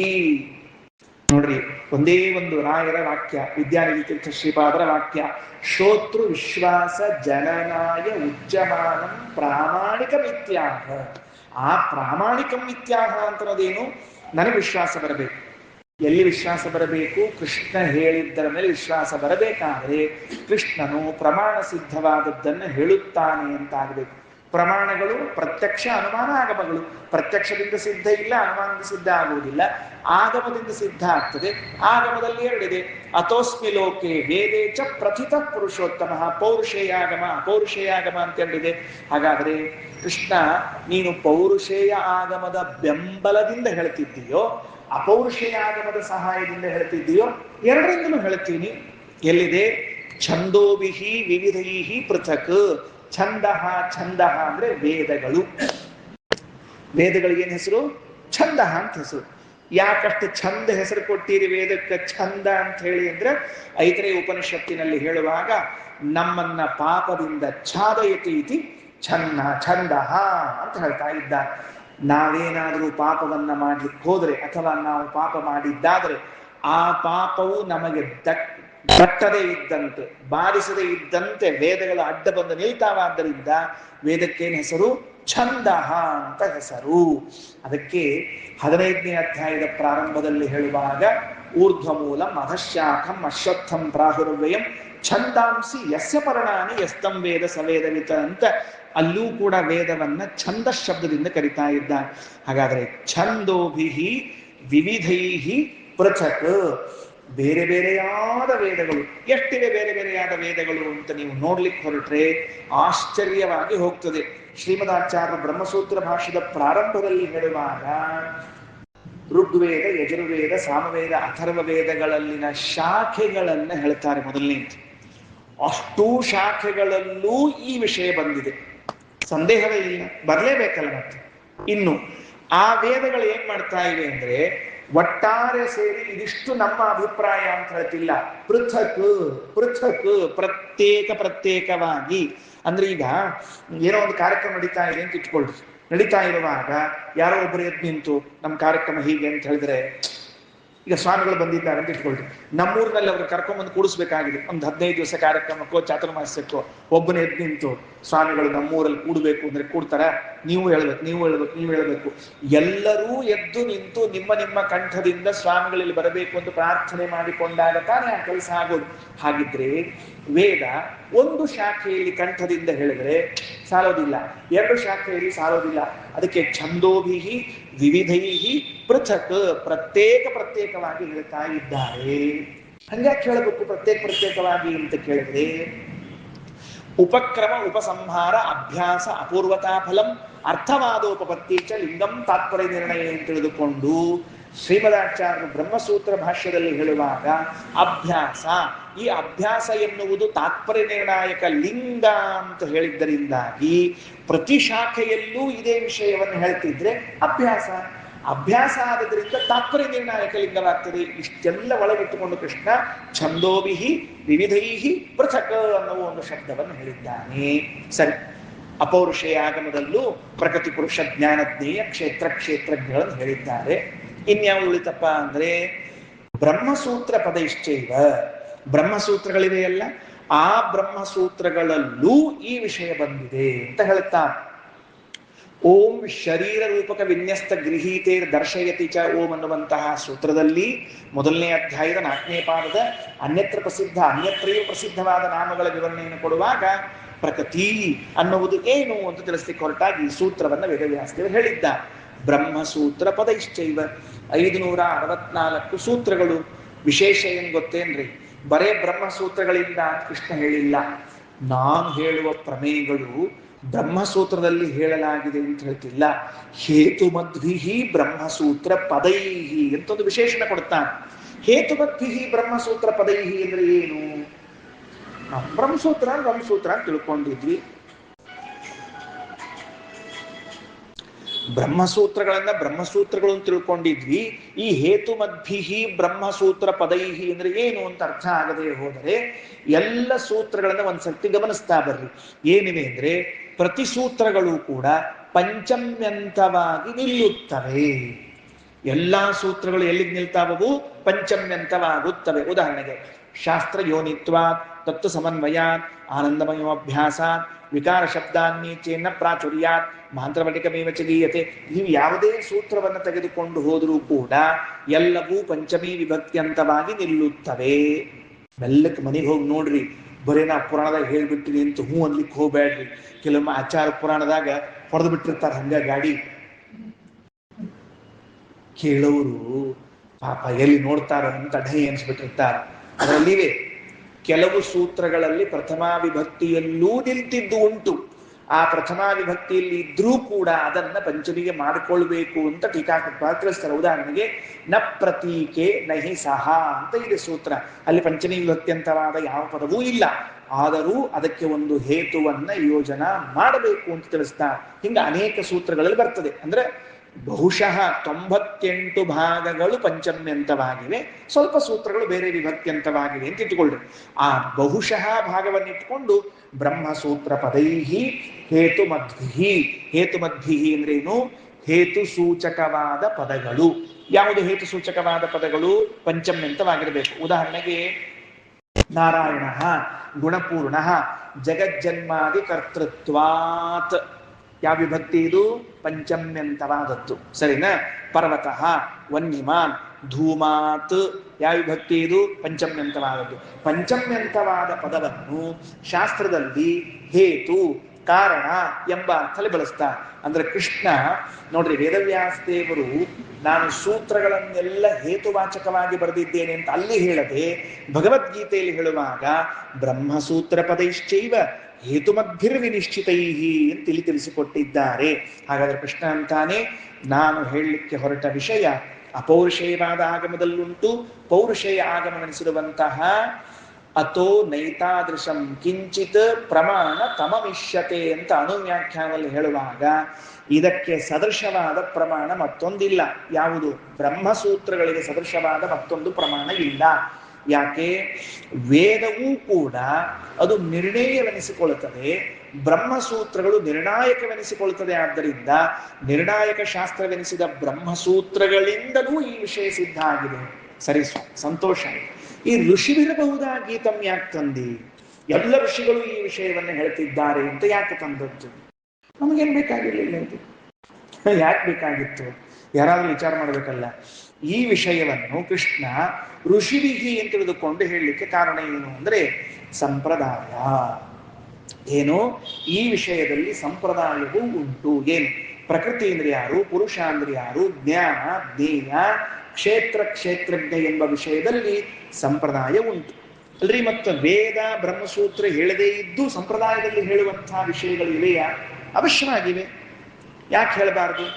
ನಮಗೇನಾಗಿದೆ ಅಂದ್ರೆ ಮಹಾಭಾರತದಲ್ಲಿ ಒಂದು ಮಾತು ಬಂದ್ಬಿಟ್ಟದೆ, ಯದಿ ಹಾಸ್ತಿ ತದನ್ಯತ್ರ ಯನ್ನೇ ಹಾಸ್ತಿನ ಕುತ್ರಚಿತ ಅಂತ ಮುಗಿದೋಯ್ತು. ಮಹಾಭಾರತದಲ್ಲಿ ಹೇಳದೇ ಇದ್ದು ಜಗತ್ನಲ್ಲಿ ಇನ್ಯಾವುದು ಇಲ್ಲವೇ ಇಲ್ಲ, ಚಾನ್ಸೇ ಇಲ್ಲ. ಹಂಗೆ ಹೇಳಲೇಬೇಕಾಗಿಲ್ಲ. ಇನ್ನೂ ಬೇಕಾದಷ್ಟು ವಿಷಯಗಳಿದೆ. ಅದು ಹೇಳಿದ್ದು ಬಹಳಷ್ಟು ಅಲ್ಲಿದೆ ಅನ್ನೋ ಅಭಿಪ್ರಾಯದಲ್ಲಿ. ಇಲ್ಲದೇ ಇದ್ರೆ ಭಾರತೋಕ್ತ ತದನುಕ್ತ ಸಂಪ್ರದಾಯಾಗತ ಶ್ವೇತರ ಸ್ವಾಭಿನ್ನತೆಯ ಅಶೇಷ ಶಕ್ತಿ ವಿಶೇಷಾಭ್ಯಾಮ್ ಅಂತ ಮಂತ್ರಾಲಯ ಸ್ವಾಮಿಗಳವರು ಪ್ರಾತಃ ಸಂಕಲ್ಪ ಗದ್ಯದಲ್ಲಿ ವೇದೋಕ್ತ ತದನುಕ್ತ ಭಾರತೋಕ್ತ ತದನುಕ್ತ ಸಂಪ್ರದಾಯಾಗತ ಅಂತ ಹೇಳುವಾಗ ಈ ಮಾತಂತಿದ್ರೆ ಅಂದ ಮೇಲೆ ಸಂಪ್ರದಾಯ ಅಂತ ಒಂದುಂಟು. ಆ ಸಂಪ್ರದಾಯದಲ್ಲೂ ಕೂಡ ಈ ವಿಷಯಗಳ ಚರ್ಚೆ ಬಂದಿದೆ. ಸಂಪ್ರದಾಯ ಅಂದ್ರೆ ಏನದು, ಹೆಂಗ್ ಬಂದಿರಬೇಕು ಅಂತ ಕೇಳಿದಾಗ ಪ್ರಮೇಯ ದೀಪಿಕಾದಲ್ಲಿ 3ನೇ ಅಧ್ಯಾಯದಲ್ಲಿ ಹೇಳುವಾಗ ಕೊನೆಯಲ್ಲಿ ಇದೆ. ಗೀತಾ ಭಾಷ್ಯಕ್ಕೆ ವಿವರಣೆ ಕೊಡ್ತಿರುವಾಗ ಪ್ರಮೇಯ ದೀಪಿಕಾದಲ್ಲಿ ಟೀಕಾಕೃತ್ಪಾದರಂತಾರೆ ಯಾವುದದು ಸಂಪ್ರದಾಯ, ಯಾರು ಹೇಳಿದ ಸಂಪ್ರದಾಯದಲ್ಲಿ ಅಂದ್ರೆ ಭಗವಂತ ತಾನಾಗಿಯೇ ಪಾಠ ಹೇಳುವಾಗ ಬ್ರಹ್ಮವಾಯುಗಳಿಗೆ ತನ್ನ ವಿಷಯವನ್ನೇನು ತಿಳಿಸಿಕೊಟ್ಟಿರ್ತಾನಲ್ಲ, ತನ್ನ ಗುಣಗಳನ್ನು ತಿಳಿಸಿಕೊಟ್ಟಿರ್ತಾನಲ್ಲ, ಅದು ಸಂಪ್ರದಾಯ. ಅದು ಗ್ರಂಥೋಕ್ತ ಅಲ್ಲ, ವೇದೋಕ್ತ ಅಲ್ಲ, ಬ್ರಹ್ಮಸೂತ್ರೋಕ್ತ ಅಲ್ಲದು. ಅದು ತಾನೇ ಮುಖತಃ ಹೇಳಿರುವಂತಹದ್ದು ಅಂತ ಟೀಕಾಕೃತ್ಪಾದರು ತಮ್ಮ ವ್ಯಾಖ್ಯಾನದಲ್ಲಿ ಆ ಮಾತನ್ನು ತಿಳಿಸಿಕೊಟ್ಟಿದ್ದಾರೆ. ಅಂತೂ ಸಂಪ್ರದಾಯ ಅಪೌರುಷೇಯಾಗಮ, ಪೌರುಷೇಯಾಗಮಗಳಲ್ಲಿ ಹೇಳಿರುವಂತಹ ಮಾತು ಅಂತ. ಋಷಿವಿಹಿ ಬಹುಧಾ ಗೀತಂ, ಋಷಿನಾ ಬಹುಧಾ ಗೀತಂ ಅನ್ನಲಿಲ್ಲ ಕೃಷ್ಣ, ಬಹುವಚನ. ಮತ್ತೆ ಋಷಿಗಳಿಂದ ಬಹಳವಾಗಿ ಹೇಳಲ್ಪಟ್ಟದ್ದು ಅಂತ. ಯಾರಿರಬಹುದಪ್ಪ ಅಷ್ಟ ಮಂದಿ ಇದ್ದವರು? ನಾವು ಋಷಿಗಳನ್ನು ನೆನೆಸುವುದೇ ಇಷ್ಟ ಮಂದಿಯಿಂದ. ವಿಶ್ವಾಮಿತ್ರ ಪರಾಶರೌರ್ವ ಭೃಗಭಾಗಸ್ತ್ಯ ಪುಲಸ್ತ್ಯ ಕ್ರತುಃ ಶ್ರೀಮಾನ್ ತ್ರಿಮರೀಚಿ ಪುಲಃ ಶಕ್ತಿರ್ವಸಿಷ್ಠೋಂಗಿರಾಘ ಮಾಂಡವ್ಯೋ ಜಮದಗ್ನಿ ಗೌತಮ ಭರದ್ವಾಜಾದಯಸ್ತಾಪಸಾಘ ಶ್ರೀಮದ್ವಿಷ್ಣುಪದಾಂಬುಜೈಕ ಶರಣಾಃ ಕುರ್ವಂತು ಮಂಗಲಂ. ಹಾಗಾದರೆ ಈ ಋಷಿಗಳೇನಿದ್ದಾರೆ, ವಿಶ್ವಾಮಿತ್ರರು, ಪರಾಶರರು, ಔರ್ವರು, ಭೃಗು ಋಷಿಗಳು, ಅಗಸ್ತ್ಯರು, ಪುಲಸ್ತ್ಯ, ಕ್ರತು, ಒಬ್ಬರೇ ಇಬ್ಬರೇ, ಈ ಎಲ್ಲ ಋಷಿಗಳು ಈ ವಿಷಯಗಳ ಬಗ್ಗೆ ಹೇಳಿದ್ದಾರೆ ಅಂತ ಕೃಷ್ಣ ಹೇಳ್ತಾ ಇದ್ದಾನೆ. ಕ್ರತು ಅಂದ್ರೆ ಯಾರು ಗೊತ್ತೇನು? ಒಬ್ಬ ಋಷಿಗಳು, ಬ್ರಹ್ಮದೇವರ ಮಾನಸ ಪುತ್ರರು. ಬ್ರಹ್ಮ ಮಾನಸ ಪುತ್ರರಾದ ಈ ಕ್ರತು ಇದ್ದಾರಲ್ಲ, ಇವರ ಬಗ್ಗೆ ಒಂದು ಸಣ್ಣ ವಾಕ್ಯ ಹೇಳಿ ಮುಂದೆ ಹೋಗ್ತೇನೆ. ನಾವು ನಿತ್ಯದಲ್ಲಿ ಸಂಧ್ಯಾವಂದನೆ ಮಾಡುವಾಗ ಅರ್ಘ್ಯ ಪ್ರದಾನ ಅಂತ ಮಾಡ್ತಿರ್ತೇವೆ. ಯಾವಾಗ ಮಾಡಬೇಕು? ಸೂರ್ಯೋದಯಕ್ಕಿಂತ ಮೊದಲು ಮಾಡಬೇಕು, ಸೂರ್ಯಾಸ್ತಕ್ಕಿಂತ ಮೊದಲು ಮಾಡಬೇಕು ಅರ್ಘ್ಯ ಪ್ರದಾನ ಮಾಡುವಾಗ, ಬೆಳಗ್ಗೆ ಮತ್ತು ಸಾಯಂಕಾಲ. ನಮ್ದು ಎಷ್ಟು ಒಂದು ಅನುಕೂಲ ಸಿಂಧು ಅಂದ್ರೆ, ಸೂರ್ಯ ಬಂದು ಎದ್ದು ಅಪ್ಪ ಕೊಂಚ ಸಂಧ್ಯಾವಂದನೆ చేస్తాವ ಅಂತ ಹೇಳಿ ನಮ್ಮನ್ನು ಎಬ್ಬಿಸಿ ಸಂಧ್ಯಾವಂದನೆ ಮಾಡ್ತೀಯೇನೋ ಅಂತ ಕೇಳಿದ ಮೇಲೆ ಆಗ ಮಾಡೋರು ನಾವೆಲ್ಲ. ಹಾಗಾದ್ರೆ ಸೂರ್ಯೋದಯಕ್ಕಿಂತ ಮೊದಲು ಮಾಡಿದ್ರೇನು, ಅನಂತರದಲ್ಲಿ ಮಾಡಿದರೆ ಏನು ಅಂತ ಕೇಳಿದ್ರೆ, ಪೂರ್ವದಲ್ಲಿ ಮಾಡಿದರೆ ಸೂರ್ಯನಿಗೆ ನಾವು ಗಾಯತ್ರಿ ಮಂತ್ರವನ್ನ ಅಭಿಮಂತ್ರಿಸಿ ಕೊಡುವ ಅರ್ಘ್ಯವು ಆಯುಧಗಳಾಗಿ ಪರಿಣಮಿಸುತ್ತವೆ. ಮಂದೇಹ ನಾಮಕ ರಾಕ್ಷಸರನ್ನ ಸಂಹಾರ ಮಾಡುವುದಕ್ಕಾಗಿ ಅವರ ಆಯುಧ ವಾಹನ ಅವರು. ಈ ಮೂರಕ್ಕೆ ಮೂರು ಅರ್ಘ್ಯಗಳು. ಅದಕ್ಕೋಸ್ಕರ ಮೂರು ಅರ್ಘ್ಯವನ್ನು ಕೊಡ್ತಿರ್ತೇವೆ. ನಾವೇ ಮಲ್ಕೊಂಡು ಬಿಟ್ರೆ ಯಾರು ಕೊಡುವರು ಅಂದ್ರೆ ವಾಲಖಿಲ್ಯರು ಅಂತ ಹೆಸರಿದೆ. 60,000 ಜನ ಇದ್ದಾರಂತೆ ಋಷಿಗಳು, ತುಂಬಾ ಚಿಕ್ಕ ಚಿಕ್ಕ ಚಿಕ್ಕ ಆಕೃತಿ ಇದ್ದವರು. ಅವರು ಯಾರ ಮಕ್ಕಳು ಅಂದ್ರೆ ಈ ಕ್ರತು ಎಂಬುವಂತಹ ಋಷಿಗಳ ಮಕ್ಕಳು. ಯಾರ ಮಕ್ಕಳು ಅವರು? ಕ್ರತು ಎಂಬುವಂತಹದ್ದು. ಬ್ರಹ್ಮದೇವರಿಗೆ ಮಾನಸ ಪುತ್ರರು ಕ್ರತುಗಳು, ಕ್ರತುವಿನ ಮಕ್ಕಳು ವಾಲಖಿಲ್ಯರು. ಯಾಕೆ ಹೇಳಿದೆ ಅಂದ್ರೆ, ಇಂಥವರು ಚರ್ಚೆ ಮಾಡಿದ್ದಾರೆ. ಜ್ಞಾನಂ ಜ್ಞೇಯಂ ಪ್ರಕೃತಿ ಪುರುಷ ಕ್ಷೇತ್ರ ಕ್ಷೇತ್ರಜ್ಞ ಅಂತ ಇಷ್ಟೆಲ್ಲ ನಮ್ಮ ತಲೆಯಲ್ಲಿ ಬಂದ್ರೆ ಆಗ ಕೃಷ್ಣನ ಒಂದು ವಾಕ್ಯ, ಋಷಿಭಿಃ ಬಹುಧಾ ಗೀತಂ ಛಂದೋಭಿರ್ವಿವಿಧೈ ಪೃಥಕ್ ಬ್ರಹ್ಮಸೂತ್ರ ಪದೈಶ್ಚೈವ ಹೇತುಮದ್ಭಿರ್ವಿನಿಶ್ಚಿತೈಃ ಎನ್ನುವಂತಹ ವಾಕ್ಯ ಅರ್ಥ ಆಗ್ಲಿಕ್ಕೆ ಸಾಧ್ಯ ಅದ. ಇದಕ್ಕೆ ರಾಯರೇನು ಕೊಟ್ಟರು? ಪ್ರಾಮಾಣಿಕಂ, ಇದು ಅತ್ಯಂತ ಪ್ರಾಮಾಣಿಕವಾಗಿದೆ ಎನ್ನುವುದಕ್ಕೆ ಈ ಮಾತನ್ನು ಹೇಳಿದ್ದಾನೆ. ಸರಿ, ಮುಂದೆ ನಾನು ಹೇಳಬೇಕು ಅಂತ ಇಟ್ಟುಕೊಂಡ ಶ್ಲೋಕ 8, 9, 10, 11, 12 ಈ 5 ಶ್ಲೋಕಗಳು 8, 9, 8ರಿಂದ. ಈ 8ನೇ ಶ್ಲೋಕದಿಂದ ಏನು ಹೇಳಲಿಕ್ಕೆ ಹೊರಟಿದ್ದಾನೆ ಅಂದ್ರೆ, ಜ್ಞಾನ ಅಂತೇನಿದೆಯಲ್ಲ ಅದನ್ನು ಪರಿಚಯ ಮಾಡಿಸ್ಲಿಕ್ಕೆ ಹೊರಟಿದ್ದಾನೆ. 6ರಲ್ಲಿ ಜ್ಞಾನ ಮತ್ತು ಜ್ಞೇಯ ಅಂತ ಹೇಳಿದ್ದೇನೆ. ಈ ಜ್ಞಾನ ಅಂತ ಒಂದು ಶಬ್ದ ಇದೆಯಲ್ಲ, ಇದಲ್ಲೊಂದು ಚಮತ್ಕಾರ. ಜ್ಞಾನ ಅಂದ್ರೆ ಏನು? ತಿಳುವಳಿಕೆ ಅಂತ ಅರ್ಥ. ಕನ್ನಡ ಭಾಷಾಂತರ ಹಿಂಗೆ ಮಾಡ್ಬೇಕು, ಅದಲ್ಲ ಟ್ರಾನ್ಸ್ಲೇಟ್ ಹಿಂಗೆ ಮಾಡ್ತಿರೋದಲ್ಲ ನೀವು. ಜ್ಞಾನ ಅಂದ್ರೆ ತಿಳುವಳಿಕೆ ಅಂತ. ಅಲ್ರಿ ಆಚಾರ್ಯ, ಅರ್ಜುನ ಕೃಷ್ಣಗ ತಿಳುವಳಿಕೆ ಹೇಳು, ಜ್ಞಾನ ಹೇಳು ಅಂತ. ಇದು ಸರಿ ವಾಕ್ಯ ಪ್ರಯೋಗವ? ಜ್ಞಾನವನ್ನು ಹೇಳಲಿಕ್ಕೆ ಬರ್ತದ? ಹೇಳಿದ್ದರಿಂದ ಇವನಿಗೆ ಜ್ಞಾನ ಹುಟ್ಟಬೇಕೋ, ನಾನು ಮಾತು ಆಡಿದ ಮೇಲೆ ನಿಮಗೆ ಜ್ಞಾನ ಹುಟ್ಟುತ್ತದೋ, ಅಥವಾ ನಾನೇ ನಿಮಗೆ ಜ್ಞಾನವನ್ನ ಹೇಳ್ತೀನೋ? ಹೆಂಗ್ ಪ್ರಯೋಗ ಮಾಡೋದ? ಇಲ್ಲರ ಹೆಂಗ್ ಪ್ರಯೋಗ ಮಾಡೋದು?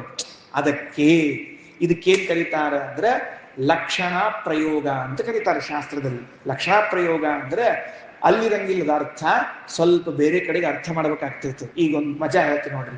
ಊಟಕ್ಕೆ ಹಾಕೋ ಕಾಲಕ್ಕೆ ಎಲ್ಲಾರು ಎಲಿ ಮೇಲೆ ಕೂಡ್ರಿ ಅಂತ ಏನಂತಾರೆ? ಎಲ್ಲಾರು ಎಲಿ ಮೇಲೆ ಕೂಡ್ರಿ ಅಂತ. ಒಬ್ಬ ಶಾಣೆ ಇದ್ದ ನನ್ನಂಥವ, ಎಲಿ ಮೇಲೆ ಕೂತ್ಬಿಟ್ಟ. ಹೋಗಿ ಎಲಿ ಮೇಲೆ ಕೂತವ, ಬಡಸೋ ಬಂದ. ಎಲ್ಲಿ ಬಡಿಸ್ತೀನಿ ಅಂತ ಕೇಳಿದ. ನನಗೆ ಕೂಡ್ಲಿಕ್ಕೆ ಅಷ್ಟೇ ಹೇಳ್ಯಾರ ಎಲಿ ಮೇಲೆ, ನನಗೆ ಬಡಿಸೋದು ಗೊತ್ತಿಲ್ಲ, ನನಗೆ ಬಡಿಸೋದು ತಲೆ ಮೇಲೆ ಬಡಿಸು ಅಂತ ಹೇಳಿದ. ಮತ್ತೆ ಎಲಿ ಮೇಲೆ ಕೂಡು ಅಂದ್ರೆ ಎಲೆಯ ಮುಂದೆ ಅಥವಾ ನಿನ್ನ ಮುಂದೆ ಎಲೆ ಇರುವಂತೆ ಕೂಡು ಅಂತ. ಇದಕ್ಕೆ ಲಕ್ಷಣ ವಾಕ್ಯ ಅಂತ ಹೇಳ್ತಾರೆ. ಬಹಳ ಪ್ರಸಿದ್ಧ ಯಾವುದ್ರಿ? ಗಂಗಾಯಾಮ್ ಘೋಷ ಬಹಳ ಪ್ರಸಿದ್ಧ. ಅದನ್ನು ಹೇಳೋ ಬದಲು ಇದನ್ನು ಹೇಳಿದ್ದೀನಿ ಅಷ್ಟೇ. ಈಗ ಇಲ್ಲಿ ಜ್ಞಾನ ಅನ್ನೋ ಶಬ್ದಕ್ಕೆ ಶ್ರೀಮದಾಚಾರ್ಯರು, ಟೀಕಾಕೃತ್ಪಾದರು, ರಾಯರು ಏನು ಅರ್ಥ ಮಾಡ್ತಾರೆ ಅಂದ್ರೆ, ಜ್ಞಾನ ಶಬ್ದಕ್ಕೆ ಜ್ಞಾನ ಸಾಧನೆ ಲಕ್ಷಣ. ಎಲ್ಲಿ ಅರ್ಥ ಮಾಡಬೇಕು? ಕೃಷ್ಣ ನೀ ನನಗೆ ಜ್ಞಾನ ಹೇಳುವಂತಲ್ಲ, ಜ್ಞಾನಕ್ಕೆ ಸಾಧನಗಳು ಯಾವುದು ಹೇಳು ಅಂತ ಹೇಳಿದ್ದಾನೆ. ಅಂದ್ರೆ ನಾನು ಜ್ಞಾನ ಪಡೆದುಕೊಳ್ಳಬೇಕಾಗಿದೆ. ಯಾವ ಉಪಾಯಗಳಿಂದ ನಾನು ಜ್ಞಾನವನ್ನು ಪಡೆದುಕೊಳ್ಳುತ್ತೇನೆ ಆ ಉಪಾಯಗಳನ್ನ ಹೇಳು ಅಂತ ಕೇಳಿದ್ದಾನೆ. ನಾವೀಗ ಜ್ಞಾನ ಶಬ್ದಕ್ಕೆ ಏನು ಅರ್ಥ ಮಾಡ್ಕೋಬೇಕು? ಜ್ಞಾನ ಸಾಧನ, ಜ್ಞಾನ ಉಪಾಯ ಅಂತ ಅರ್ಥ ಮಾಡ್ಕೊಳ್ಬೇಕು. ಅಲ್ರಿ ಈಗ ಲಕ್ಷಣ ಮಾಡಿದ್ರಿ ಅರ್ಥ ಹೇಳಿದ್ರಲ್ಲ ಬರೋಬ್ಬರಿ. ಹಂಗಾರೆ ಏನಾಯ್ತು ಅಂದ್ರೆ ಜ್ಞಾನ ಶಬ್ದದಿಂದಲೇ ಜ್ಞಾನ ಅಂತನೋ ಅರ್ಥ ಬರ್ತದೆ, ಜ್ಞಾನ ಶಬ್ದದಿಂದಲೇ ಜ್ಞಾನೋಪಾಯ ಅಂತೂ ಅರ್ಥ ಬಂದಂಗಾಯ್ತು. ಹೌದೋ ಇಲ್ಲೋ? ಎರಡೂ ಅರ್ಥಗಳು ಒಂದೇ ಶಬ್ದಕ್ಕೆ. ಹಿಂಗ್ಯಾಕ್ ಮಾಡ್ಬೇಕಾಗಿತ್ತು? ಬೇಡ ಬೇಡ, ಬೇರೆ ಬೇರೆ ಹೇಳ್ರಲ್ಲ ಸರಳವಾಗಿ ಜ್ಞಾನ ಸಾಧನ ಅಂತ ಶಬ್ದ ಹೇಳ್ರಿ. ಜ್ಞಾನ ಶಬ್ದಕ್ಕೆ ಜ್ಞಾನ ಅಂತೂ ಅರ್ಥ, ಜ್ಞಾನ ಸಾಧನ ಅಂತೂ ಅರ್ಥ. ಎರಡೆರಡು ಯಾಕೆ ಅರ್ಥವನ್ನು ಮಾಡಬೇಕು ಅಂದ್ರೆ ಎಷ್ಟು ಚಂದ ಗೊತ್ತೇನ್ರಿ ವಿಷಯ. ಕೃಷ್ಣ ಅಂತ ಅಂದ್ರೆ ಅರ್ಜುನ ಹೇಳಿದ್ರೊಳಗೆ ಕೃಷ್ಣ ಹೇಳೋದೇನಂದ್ರೆ, ನೋಡು ಅರ್ಜುನ, ಈ ಸಾಧನಗಳೆಲ್ಲ ಇವೆ ಅಲ್ಲ, ಈ ಎಲ್ಲ ಸಾಧನೆಗಳು ಜ್ಞಾನವನ್ನ ಉಂಟು ಮಾಡಿದಾಗಲೇನೆ ಸಾರ್ಥಕವಾಗುವುದು. ಅದಕ್ಕೆ ಇವುಗಳನ್ನ ಜ್ಞಾನ ಎಂಬ ಪದದಿಂದ ಕರೆದದ್ದು. ಜ್ಞಾನ ಎಂಬ ಪದದಿಂದ ಯಾಕೆ ಕರೆದ್ವಿ ಜ್ಞಾನ ಸಾಧನವನ್ನ? ಅವುಗಳು ಜ್ಞಾನ ಹುಟ್ಟಿಸ್ಲೇಬೇಕು. ಜ್ಞಾನ ಹುಟ್ಟಿಸ್ಲಿಲ್ಲ ಅಂದ್ರೆ ಆ ಸಾಧನಗಳೆಲ್ಲ ವೇಸ್ಟ್. ಈಗ ಬೀಜ ಇದೆ ಅಂತ ಇಟ್ಕೊಳ್ರಿ, ಹಾಕಿದ್ರಿ ಭೂಮಿಯಲ್ಲಿ, ಗೊಬ್ಬರ, ನೀರು, ಗಾಳಿ, ಬಿಸಿಲು, ಮಳಿ ಎಲ್ಲ ಬಂತು. ಇದು ಬಂದದ್ದು ಯಾವಾಗ ಸಾರ್ಥಕ? ಮರ ಬೆಳೆದಾಗ ತಾನೇ ಸಾರ್ಥಕ ಆಗೋದು, ಇಲ್ಲದ್ರೆ ಇಲ್ಲ. ಹಾಗಾದ್ರೆ ಇಷ್ಟೆಲ್ಲ ಜ್ಞಾನ ಸಾಧನಗಳನ್ನ ಹೇಳಿ ಅವುಗಳು ಜ್ಞಾನ ಹುಟ್ಟಿಸದೆ ಹೋದರೆ ಪ್ರಯೋಜನ ಆಯ್ತಾ? ಇಲ್ಲ ತಾನೆ. ಅದಕ್ಕೆ ತಿಳಿಸ್ಲಿಕ್ಕೆ ಜ್ಞಾನ ಅಂತ ಕರೆದು ಬಿಟ್ಟ. ಜ್ಞಾನ ಸಾಧನವನ್ನು ಜ್ಞಾನ ಅಂತ ಕರೆದರ ಉದ್ದೇಶ ಏನು ಅಂದ್ರೆ ಇವುಗಳು ಅಂತತೋಗತ್ವ ಜ್ಞಾನವನ್ನು ಹುಟ್ಟಿಸೇ ತೀರ್ತವೆ. ಎಷ್ಟು ಸೂಕ್ಷ್ಮ ಇದೆ ನೋಡಿ. ಇನ್ನು ಹೌದು, ಹಂಗಿದ್ರೆ ಮತ್ತು ಜ್ಞಾನ ಅನ್ನೋದ್ರಿಂದ ಜ್ಞಾನ ಸಾಧನ ಅಂತ ತಿಳಿದ್ಬೇಕು. ಜ್ಞಾನ ಸಾಧನ ಅಂಬೋದ್ರಿಂದ ಜ್ಞಾನ ಸರಿಯದೆ. ಇದರ ಉಲ್ಟಾ, ಜ್ಞಾನ ಸಾಧನೆ ಎಂಬುವುದು ಜ್ಞಾನದಲ್ಲಿ ಪರ್ಯವಸಾನ ಆಗುವುದಾದರೆ ಜ್ಞಾನವು ತಾನು ಬರಬೇಕಾದ್ರೆ ಸಾಧನಗಳನ್ನು ತೆಗೆದುಕೊಂಡೇ ಬಂದಿರ್ತದೆ. ಸಾಧನಗಳಿಂದ ಬರ್ಲಿಕ್ಕೆ ಚಾನ್ಸ್ ಇಲ್ಲ. ಅಂದಮೇಲೆ ಜ್ಞಾನ ಹಾಗೂ ಜ್ಞಾನ ಸಾಧನಗಳೆರಡೂ ಓತಪ್ರೋತವಾಗಿ ಅನ್ಯೋನ್ಯವಾಗಿ ಇದ್ದದ್ದರಿಂದಲೇನೆ ಭಗವದ್ಗೀತೆಯಲ್ಲಿ ಜ್ಞಾನ ಎಂಬ ಶಬ್ದಕ್ಕೆ ಎರಡನ್ನು ಹೇಳಿ ಮುಗಿಸ್ಬಿಟ್ಟಿದ್ದಾರೆ. ಎಷ್ಟು ಸೂಕ್ಷ್ಮ ಇದೆ ನೋಡ್ರಿ. ಒಂದೊಂದು ಶಬ್ದಗಳನ್ನ ಪ್ರಯೋಗ ಮಾಡುವಾಗ ಅಷ್ಟು ಆರಿಸಿ ಪ್ರಯೋಗ ಮಾಡ್ತಿರ್ತಾರೆ. ಸರಿ, ಜ್ಞಾನ ಸಾಧನಗಳು ಎಷ್ಟು ಅಂತ ಕೇಳಿದ್ರಂತೆ. 20 ಅಂತ ಹೇಳಿದ್ದಂತೆ. ಮುಗಿತಲ್ಲ, ಒಂದ್ ವಾರ ಪ್ರವಚನ ಮುಗಿದು ಹೋಗ್ತಿ. 20 ಅಂದ್ರೆ ಅಷ್ಟು ಹೇಳಿದ್ರೆ ಒಂದ್ ವಾರ ಮುಗಿದು ಹೋಗ್ತದೆ. ನಂಗೆ ಕೊಟ್ಟದ್ದು 3 ದಿವಸ ಕೊಟ್ಟಿರಿ ನೀವು, ಅದಕ್ಕೆ ನಾ ಅಷ್ಟು ಹೇಳುವುದಿಲ್ಲ, 3 ಹೇಳ್ತೇನೆ ಅಷ್ಟೇ ಕೆಲಸ. ಏನು ಜ್ಞಾನ ಸಾಧನಗಳು? ಒಂದ್ಸರ್ತಿ ಓದ್ಕೊಂಡ್ ಬಂದ್ ನೋಡಂತೆ. ಅಮಾನಿತ್ವಂ, ಅದಂಬಿತ್ವಂ, ಅಹಿಂಸಾ, ಕ್ಷಾಂತಿರಾರ್ಜವಂ, ಆಚಾರ್ಯೋಪಾಸನಂ, ಶೌಚಂ, ಸ್ಥೈರ್ಯಂ, ಆತ್ಮವಿನಿಗ್ರಹ, ಇಂದ್ರಿಯಾರ್ಥೇಷು ವೈರಾಗ್ಯಂ, ಅನಹಂಕಾರ ಏವಚ, ಜನ್ಮ ಮೃತ್ಯು ಜರಾ ವ್ಯಾಧಿ ದುಃಖ ದೋಷಾನುದರ್ಶನಂ, ಅಸಕ್ತಿ ಅನಭಿಶ್ವಂಗಃ ಪುತ್ರದಾರ ಗೃಹಾದಿಷು, ನಿತ್ಯಂಚ ಸಮಚಿತ್ತತ್ವಂ ಇಷ್ಟಾನಿಷ್ಟೋಪಪತ್ತಿಷು, ಮಯಿ ಚಾನನ್ಯ ಯೋಗೇನ ಭಕ್ತಿರವ್ಯಭಿಚಾರಿಣಿ, ವಿವಿಕ್ತ ದೇಶ ಸೇವಿತ್ವಂ ಅರತಿಃ ಜನ ಸಂಸದಿ, ಅಧ್ಯಾತ್ಮ ಜ್ಞಾನ ನಿತ್ಯತ್ವಂ ತತ್ವಜ್ಞಾನಾರ್ಥ ದರ್ಶನಂ. 20 ಮುಗಿಸ್ಬಿಟ್ಟು ಇಲ್ಲಿ ಮುಗೀತು. 20 ಯಾವ್ದು ಹೇಳ್ಬೇಕು, ಯಾವ್ದು ಬಿಡ್ಬೇಕು? ಈಗ 20 ಈಗ ನನ್ನ ಪರಿಸ್ಥಿತಿ ಹೆಂಗದ ಗೊತ್ತೇನ್ರಿ? ಈಗ ಮಾತೃಭೋಜನಕ್ಕೆ ಹುಡುಗನ್ ಕೂಡಿಸಿರ್ತಾರೆ. ಮಾತೃಭೋಜಕ್ಕೆ ಹುಡುಗನ್ ಕೂಡಿಸಿ ಚಕ್ಲಿ, ಗಿಲಗಂಚಿ, ಉಂಡಿ, ಉಪ್ಪಿಟ್ಟು, ಆಹಾ ಆಹಾ ಎಲ್ಲ ಮಾಡಿಬಿಟ್ಟಿರ್ತಾರೆ. ಅಮ್ಮನ ಕೈಯಿಂದ ಕೊನೆ ಸರ್ತಿ ಊಟ ಬೇರೆ. ಮಾತೃಹಸ್ತೇನ ಭೋಜನ, ಅದು ಮಾತೃಭೋಜನ. ಪುರೋಹಿತರು ಬಂದು ನಿಂತ್ಬಿಟ್ಟಿರ್ತಾರೆ. ಅಂತ ಇರ್ತಾರೆ. ತಿನ್ಬೇಕು, ಅವ್ರು ಹೂ ಕೇಳಬೇಕು. ನನ್ನ ಪರಿಸ್ಥಿತಿ ಅದು. ಅದರಿಂದ ಅಷ್ಟೇ. ಅಮಾನಿತ್ವಂ ನೋಡಿ, ಜ್ಞಾನ ಸಾಧನಗಳು. ಇದು ಯಾವ ಜ್ಞಾನಕ್ಕೆ ಸಾಧನ? ಲೌಕಿಕ ಜ್ಞಾನಕ್ಕೆ ಸಾಧನ ಅಲ್ಲ. ಶ್ರೀಕೃಷ್ಣ ಹೇಳುವ ಮಾತು ಇದು ಯಾವುದೂ ಲೌಕಿಕ ಜ್ಞಾನಕ್ಕೆ ಸಾಧನ ಅಲ್ಲವೇ ಅಲ್ಲ. ಇದು ಕೇವಲ ಆಧ್ಯಾತ್ಮ ಜ್ಞಾನಕ್ಕೆ, ಶಾಸ್ತ್ರಜ್ಞಾನಕ್ಕೆ, ಜೊತೆಗೆ ಅಪರೋಕ್ಷ ಜ್ಞಾನಕ್ಕೆ. ಎರಡು, ಶಾಸ್ತ್ರಜ್ಞಾನ ಬರಬೇಕು, ಅಪರೋಕ್ಷ ಜ್ಞಾನ ಬರಬೇಕು ಅಂತಾದರೆ ಆಗ ಈ 20 ಸಾಧನೆಗಳನ್ನು ಇಟ್ಟುಕೊಂಡಿರಬೇಕು. ನೋಡ್ರಿ, ಎಲ್ಲೋ ಮುಚ್ಚಿಟ್ಬಿಟ್ಟಾನ ಕೃಷ್ಣ, ಎಲ್ಲೋ ಮುಚ್ಚಿಟ್ಟಾನ. ಬಿಚ್ಚಿಡ್ಬೇಕು. ನಾವು ಎಲ್ಲರಿಗೂ ಹೇಳ್ಕೊಂಡ್ಬರ್ಬೇಕು. ನೋಡೋ, ಶಾಸ್ತ್ರಜ್ಞಾನ ಆಗಬೇಕಲ್ಲ, ಈ 20 ಫಾಲೋ ಮಾಡ್ಬೇಕು. 20 ಫಾಲೋ ಮಾಡ್ಬೇಕು. ಅಪರೋಕ್ಷ ಜ್ಞಾನ ಆಗಬೇಕಲ್ಲ, ಈ 20 ಮಾಡ್ಬೇಕು. ಯಾವುದು ಮೊದಲನೇ ಇದ್ದು? ಅಮಾನಿತ್ವಂ. ಮೊದಲನೇದ್ದು ಅಮಾನಿತ್ವ. ಏನಂದ್ರೆ ರಾಯರ ವ್ಯಾಖ್ಯಾನ ಮಾಡುತ್ತಾ, ಅಮಾನಿತ್ವಂ ಆತ್ಮನಃ ಶ್ಲಾಘಾರಾಹಿತ್ಯಂ, ತನ್ನ ಪ್ರಶಂಸೆಯನ್ನ ಮಾಡಿಕೊಳ್ಳಬಾರದು. ಲಾಸ್ ಏನ್ರಿ, ಏನೋ ಹೇಳಲಿಕ್ಕೆ ಹೊಂಟೇನೋ ಹೇಳಲಿಕ್ಕತ್ತೀರಿ. ನಿಮಗೆ ಹೇಳಲಿಕ್ಕೆ ಹೋಗ್ಬೇಕಾಗಿತ್ತು ಶಾಸ್ತ್ರಜ್ಞಾನ ಎದರಿಂದ ಆಗ್ತದ ಅಂತ, ಅಪರೋಕ್ಷ ಜ್ಞಾನ ಎದರಿಂದ ಆಗ್ತದ ಅಂತ. ನೀವೆದರಿಂದ ಏನ್ ಹೇಳಲಿಕ್ಕೆ ಹೊಂಟ್ರಿ? ಅದ್ರ ಉಪಾಯ ಯಾವುದು ಅಂದ್ರೆ ತನ್ನ ಪ್ರಶಂಸೆಯನ್ನ ಮಾಡಬಾರದು ಅಂತ. ಈ ಪ್ರಶಂಸೆಯು ಎರಡು ರೀತಿಯಿಂದ ಇರ್ತದ್ರಿ. ಏನ್ ಎರಡು ರೀತಿಯಿಂದ ಅಂದ್ರೆ ತನ್ನ ಪ್ರಶಂಸೆಯನ್ನ ತಾನೇ ಮಾಡಿಕೊಳ್ಳೋದು, ಇನ್ನೊಬ್ಬರ ಕಡೆಯಿಂದ ಮಾಡಿಸೋದು. ಎರಡೂ ಅದೇ ಕ್ರಮ. ತನ್ನ ಪ್ರಶಂಸೆಯನ್ನ ತಾನೇ ಮಾಡಿಕೊಳ್ಳೋದು, ಇನ್ನೊಬ್ಬರ ಕಡೆಯಿಂದ ಮಾಡಿಸೋದು. ಕೆಲವರು ಮಾತಾಡ್ಲಿಕ್ಕೆ ಶುರು ಮಾಡಿದ್ರೆ ಹೇಳ್ತೀನಿ ನೋಡ್ರಿ, ಆಹಾ ತಮ್ದೇ ನಮ್ಮಪ್ಪ ನಮ್ಮಜ್ಜ ನಾನು ಏನ್ ತಿಳ್ಕೊಂಡ್ರಿ, ಪಿತೃ ಪಿತಾಮಹ ಪ್ರಪಿತಾಮಹ, ಎಲ್ಲಿ ಬರ್ತದೆ ಶಬ್ದ? ಅಷ್ಟೇ, ಪಿತೃಪಿತಾಮಹ ಪ್ರಪಿತಾಮಹಾನಾಂ. ಹಂಗಾಗಿ ತನ್ನದೇ ಕಥೆಯನ್ನು ಹೇಳ್ತಾ ಕೂತಿರ್ತಾನೆ. ಸರ್ವಾತ್ಮ ಹೇಳ್ಬಾರ್ದು. ಕೆಲವರು ಬುದ್ಧಿವಂತರು ನಮ್ದೇ ಕಥೆಯನ್ನು ನಾವು ಹೇಳ್ಕೊಂಡ್ಬಿಟ್ರೆ ಜನ ಬೈತಾರ ಅಂತ ಇಟ್ಕೊಂಡು ಇನ್ನೊಬ್ಬರ ಕಡೆಯಿಂದ ಹೇಳಿಸೋದು. ಒಬ್ಬ ಸನ್ಯಾಸಿ ಇದ್ನಂತ, ಒಬ್ಬ ಬಾಬಾ, ಯಾರೋ ಸನ್ಯಾಸಿ ಬಾಬಾ. ಅವನಿಗೇನಾಗಿತ್ತು ಅಂದ್ರೆ ಅವ್ರ ಶಿಷ್ಯರೆಲ್ಲ ಸೇರಿ ಅವನ 60ನೇ ವರ್ಷ ಶಾಂತಿ ಮಾಡ್ಬೇಕು ಅಂತ ಇಟ್ಕೊಂಡಿದ್ರಂತ. ಅವ ಹೋಗಿ ಬಡ ಬಡ ಆ ಊರಿನ ರಾಜನ ಕಡೆ ಹೋಗಿ ಹೇಳಿದ್ನಂತ, ರಾಜ ನಮ್ಮ ಶಿಷ್ಯರೆಲ್ಲ ಸೇರಿ ನಂದು 60 ವರ್ಷ ಶಾಂತಿ ಮಾಡ್ಬೇಕಂತ ಇಟ್ಕೊಂಡಾರ. ರಾಜಂದ, ಅವ್ರು ಯಾರೋ ನೀನ್ 40 ವರ್ಷ ಶಾಂತಿ ಮಾಡ್ಲಿಕ್ಕೆ ಹೋದ್ರೆ ನಾ ಏನು ಮಾಡ್ಲಿ ಅಂತ ಕೇಳಿದವ. ಏನಿಲ್ಲ, ನನ್ನ ಬಗ್ಗೆ 2 ಪ್ರಶಂಸೆಯ ಮಾತುಗಳನ್ನು ನೀನು ಬರೆದು ಕೊಡ್ತೀಯ ಅಂತ ಕೇಳಿದ್ನಂತ. ಪರಿಸ್ಥಿತಿ ಹೇಗಿದೆ ನೋಡ್ರಿ. ಮೊದಲನೇದ್ದು ಅವನು 60 ವರ್ಷ ಶಾಂತಿ ಮಾಡ್ಲಿಕ್ಕೆ ಅವ್ರ ಶಿಷ್ಯರು ಅವ್ರು ಬಂದು ರಾಜಕ್ಕೆ ಹೇಳಬೇಕು, ನಮ್ ಗುರುಗಳನ್ನ ಮಾಡ್ಲಿಕ್ಕತ್ತೀವಿ, ನೀ ಕಾರ್ಯಕ್ರಮ ಬಾ ಅನ್ಬೇಕು ಅಥವಾ ಏನ್ರ ಮಾಡ್ಬೇಕು. ಇವತ್ತು ತಾನೇ ಬಂದು ತಾನ ಹೇಳಿ ನನ್ನ ಬಗ್ಗೆ ಒಂದು ಕವಿತಾ ಬರ್ಕೊಡ್ತೀಯ, 2 ಶ್ಲೋಕ ಬರ್ಕೊಡ್ತೀಯ ಅಂತ ಕೇಳಿದ್ರೆ ಅಬದ್ಧ ಅಂತ ಅರ್ಥದಕ್ಕ. ಎಂದೆಂದೂ ಆ ಕೆಲಸವನ್ನ ಮಾಡಬಾರದು. ಮಾನ ಬೇಕೇ ಬೇಕು ನಮಗೆ, ಇಲ್ವೇ ಚಾನ್ಸೇ ಇಲ್ಲ. ಮಾನ ಇಲ್ಲದೆ ಇದ್ರೆ ನಾವು ಯಾರನ್ನೂ ಮಾತಾಡ್ಸಂಗಿಲ್ಲ. ಅದಕ್ಕೆ ಕೃಷ್ಣ ಅಂತಾನ, ಮೊದಲನೇ ಹೊರತು ಹಾಕ್ತಾನ ಪೆಟ್ಟು. ಏನು? ಅಮಾನಿತ್ವಂ, ನಿನ್ನ ಪ್ರಶಂಸೆಯನ್ನು ನೀನು ಮಾಡಿಕೊಳ್ಳಬೇಡ. ನಾ ಮಾಡ್ಕೋತೀನಿ. ಏನ್ ಮಾಡೋರು ನೀವು? ಈ ಕೆಲವ್ರು ಇರ್ತಾರೆ ಮಂಡ್ರು ಅಂತ ಇರ್ತಾರೆ. ಮಂಡ್ರು ಅಂದ್ರೆ ಏನು ಅಂದ್ರೆ ಏನ್ ಮಾತು ಕೇಳ್ತಿರಂಗಿಲ್ಲ. ನನ್ನ ಪ್ರಶಂಸೆಯನ್ನು ನಾನು ಮಾಡಿಕೊಳ್ತೇನೆ, ನಾನಾದ್ರೂ ಮಾಡ್ಕೊಳ್ತೀನಿ, ಇನ್ನೊಬ್ಬರ ಕಡೆಯಿಂದ ಮಾಡಿಸ್ತೀನಿ. ಏನು ಪ್ರಾಬ್ಲಮ್ ಈಗ? ಒಂದು ಚಿಕ್ಕ ಕಥೆ ಹೇಳ್ಬಿಡ್ತೀನಿ. ಆತ್ಮ ಪ್ರಶಂಸೆ ಈಸ್ ಈಕ್ವಲ್ ಟು ಆತ್ಮಹತ್ಯ. ಆತ್ಮ ಪ್ರಶಂಸೆ ಈಸ್ ಈಕ್ವಲ್ ಟು ಆತ್ಮಹತ್ಯ. ಹೆಂಗ್ರಿ ಇದೇನ್ ಕಥೆರಿ ಅಂದ್ರ, ಮಹಾಭಾರತ ಯುದ್ಧ ನಡೀತಾ ಇತ್ತು. ಮಹಾಭಾರತ ಯುದ್ಧ ನಡೀತಾ ಇರುವಾಗ ಕರ್ಣನ ಕೈಯಲ್ಲಿ ಧರ್ಮರಾಜ ಸಿಕ್ಕು ವಿಲಿ ಅಂತ ಬಿಟ್ಟಿದ್ದಾವತ್ತು, ಒದ್ದಾಡಿಬಿಟ್ಟಿದ್ದ. ಮನೆಗೆ ಬಂದು ಮಲ್ಕೊಂಡಿದ್ದಾನೆ. ಕೃಷ್ಣನಿಗೆ ಅರ್ಜುನನಿಗೆ ವಾರ್ತೆ ಬಂತು, ಇವತ್ತು ಧರ್ಮರಾಜ ಪುಣ್ಯಕ್ಕೆ ಉಳ್ಕೊಂಡ. ಅಯ್ಯಯ್ಯೋ, ಅಣ್ಣನ್ ಭೇಟಿ ಆಗಬೇಕು ಅಂತ ಅರ್ಜುನ ಸ್ವಯಂ ಅಂತ ಬಂದ್ಬಿಟ್ಟ. ಬಂದ ಅರ್ಜುನ ಧರ್ಮರಾಜ ನೋಡ್ತಾನೆ. ಅಣ್ಣ ಹೆಂಗಿದ್ದಿ ಅಂತ ಕೇಳಿದ.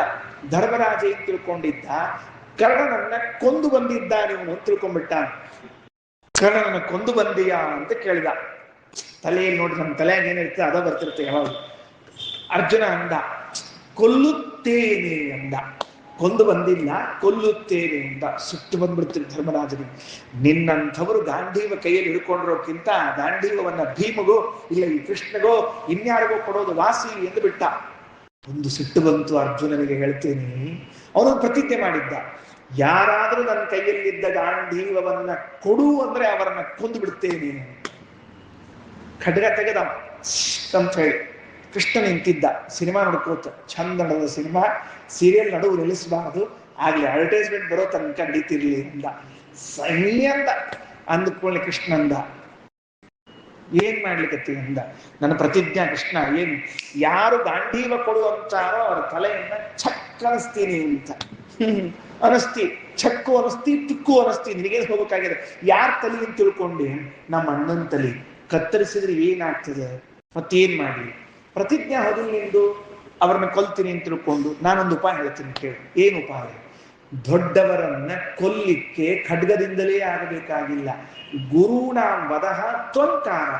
ಅವರನ್ನ ಏಕವಚನದಲ್ಲಿ ಮಾತಾಡಿಸಿಬಿಟ್ರೆ ಕೊಂದಂತೆ. ಮಾತಾಡಿಸು ಅಂದ.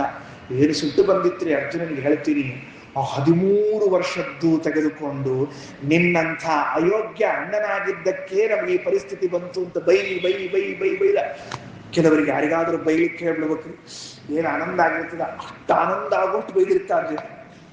ಕೆಲವ್ರು ಇರ್ತಾರ ನೋಡಿ, ಒಮ್ಮೆ ಬೈದ ಮುಗಿಸ್ಬಿಡ, ನಾ ಕೇಳ್ಕೋತ ಕೂತಿರ್ತೀನಿ, ಮತ್ ಬೈಲಿಕ್ಕೆ ಹೋಗ್ಬೇಡ ಅಂತ, ಹಂಗ ಒಟ್ಟು ಬೈಬಿಟ್ಟ, ಮುಗೀತು. ವಧಃ ಗುರುಣಾಂ ತ್ವಂಕಾರ, ಅಣ್ಣನ ಸಂಹಾರ ಆಯಿತು, ಇವನ್ ಪ್ರತಿಜ್ಞಾ ಮುಗಿದು ಹೋಗ್ತು. ನೆಕ್ಸ್ಟ್ ಏನು, ಅದೇ ಖಡ್ಗವನ್ನ ಪುನಃ ತೆಗೆದುಕೊಂಡು ತನ್ನ ಕುತಿ ಮೇಲೆ ಇಟ್ಟುಕೊಂಡ. ಯಾಕೆ ಅಂದ್ರೆ ಭ್ರಾತೃವಿನ ವಧ ಮಾಡಿದ್ದಕ್ಕ ಗುರು ಹತ್ಯೆ ಬಂದು ನನಗೆ ಪಾಪ ಬಂದದ, ನಾನು ಆತ್ಮಹತ್ಯೆ ಮಾಡ್ಕೋತೀನಿ ಅಂದ.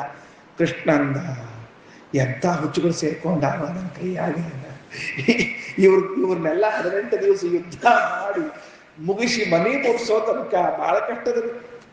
ಕೆಲವ್ರನ್ನ ಯಾತ್ರಾ ಕರ್ಕೊಂಡು ಹೋಗಿರ್ತಿರ್ಲಿಲ್ಲ, ಆ ಯಾತ್ರಾ ಕರ್ಕೊಂಡು ಹೋದಾಗ ನೋಡ್ಬೇಕ್ರಿ, ಕೆಲವ್ರನ್ನ ಹೇಳ್ತೀನಿ, ನನ್ನ ಜೊತೆಗೆ ಬಂದಿರ್ತಾರ್ರಿ ಕೆಲವರು. ದೇವರೇ ಕಪ್ಪಿ ತೂಕ ಹಾಕಿದ, ಒಂದ್ ಕಡೆ ಒಂದ್ ಕಪ್ಪಿ ಕೂತಿರಿ, ಇನ್ನೊಂದು ತಿಳಿದು ಕೂತಿರ್ತದ, ಅದು ಕೂತಿರಿ ಇದು ಕೂತಿರ್ತದ. ಒಂದ್ ಸರ್ತಿ ಒಂದ್ ಯಾತ್ರಾ ಸುಮ್ಮನೆ ಒಂದ್ ವಿಷಯ ಹೇಳ್ತೀನಿ. ಗಾಡಿ ಹೇಳಿನಿ, 10 ಸಲ ಹೇಳಿನಿ, ಗಾಡಿ ಒಳಗೆ ಹತ್ತವ್ರು ನೀವೆಲ್ಲ ನಿಮ್ ಸಾಮಾನು ಬಂದಾವಿಲ್ಲೋ ನೋಡ್ಕೊಂಡು ಹತ್ರಿ, ಮುಂದ್ ಹೋದ್ ನಿಮ್ಗೆ ತಿರುಗಿ ಬರಂಗಿಲ್ಲ ಗಾಡಿ, ಯಾಕಂದ್ರೆ ಅಷ್ಟು ಸುಮ್ಮನೆ ವೇಸ್ಟ್ ಆಗ್ತದ, ಟೈಮ್ ವೇಸ್ಟು, ಪೆಟ್ರೋಲ್ ವೇಸ್ಟು, ಎಲ್ಲ ವೇಸ್ಟು ಅಂತೆಲ್ಲ ಹೇಳಿ ಹ್ಞೂ ಅಂದಾರ. ಹತ್ತಿ ಕೂತಾರ. 20 ಕಿಲೋಮೀಟರ್ ಬಂದ್ಮೇಲೆ ಒಬ್ರು ಕೈ ಎತ್ತಿ, ಆಚಾರ ಏನು ನಂದೊಂದು ಸಾಮಾನು ಅಂದ್ರು, ನಂದೊಂದು ಸಾಮಾನು ಬಂದಿಲ್ಲ ಅಂದ್ರು. ನಾನಿದೆ ಏನು ಅಂತ ಕೇಳಿದೆ, ಸುಮ್ಮನೆ ಏನು ಚಪ್ಪಲಿ ಅಂದ್ರ. ನಾನೇ ಹೋಗ್ಲಿ ಬಿಡ್ರಿ, ಏನ್ರಿ ಆಚಾರ ನಿಮ್ ಚಪ್ಪಲಿಗೆ ಹಿಂಗ್ ಮಾತಾಡ್ತಿದ್ರೇನು, ನನ್ನೂ ಚಪ್ಪಲಿ ಅಂತ ಹಿಂಗ್ ಮಾತಾಡ್ಲಿಕ್ಕಿರ್ತೀರಿ ನೀವು, ನನಗೆ ಬಹಳ ಇಂಪಾರ್ಟೆಂಟ್ ಅದು. ನಾ ಅಂದೆ ಅದಕ್ಕಿಂತ ಕಾಸ್ಟ್ಲಿಯೆಸ್ಟ್ ಚಪ್ಪಲಿ ನಾ ಕೊಡಿಸ್ತೀನಿ, ಸುಮ್ಮನೆ ಕೊಡ್ರಿ ಹೋಗೋಣ, ಹೊಳ್ಳಿ ನೋಡ್ರಿ ಗಾಡಿ ಆಚಾರ ಅಂತ ಹೇಳಿ. ಇಂಥವ್ರೆಲ್ಲ ಸೇರ್ಕೊಂಡು ಯಾತ್ರಾ ಮಾಡಿದ್ರೆ ಏನು ಪರಿಸ್ಥಿತಿಯೋ, ಕೃಷ್ಣನ ಪರಿಸ್ಥಿತಿನೂ ಅದೇ ಆಗ್ಯದು. ಒಂದು ನಾ ಕಲ್ತೀನಿ ಅಂತೀವ, ನಾ ಸಾಯ್ತೀನಿ ಅಂತೀವ, ಅವ ಕಟ್ಗೆ ಹಿಡ್ಕೊಂಡ್ಬಿಟ್ರೆ ಮೇ ಮರ್ಜಾತಾವು ಅಂತ.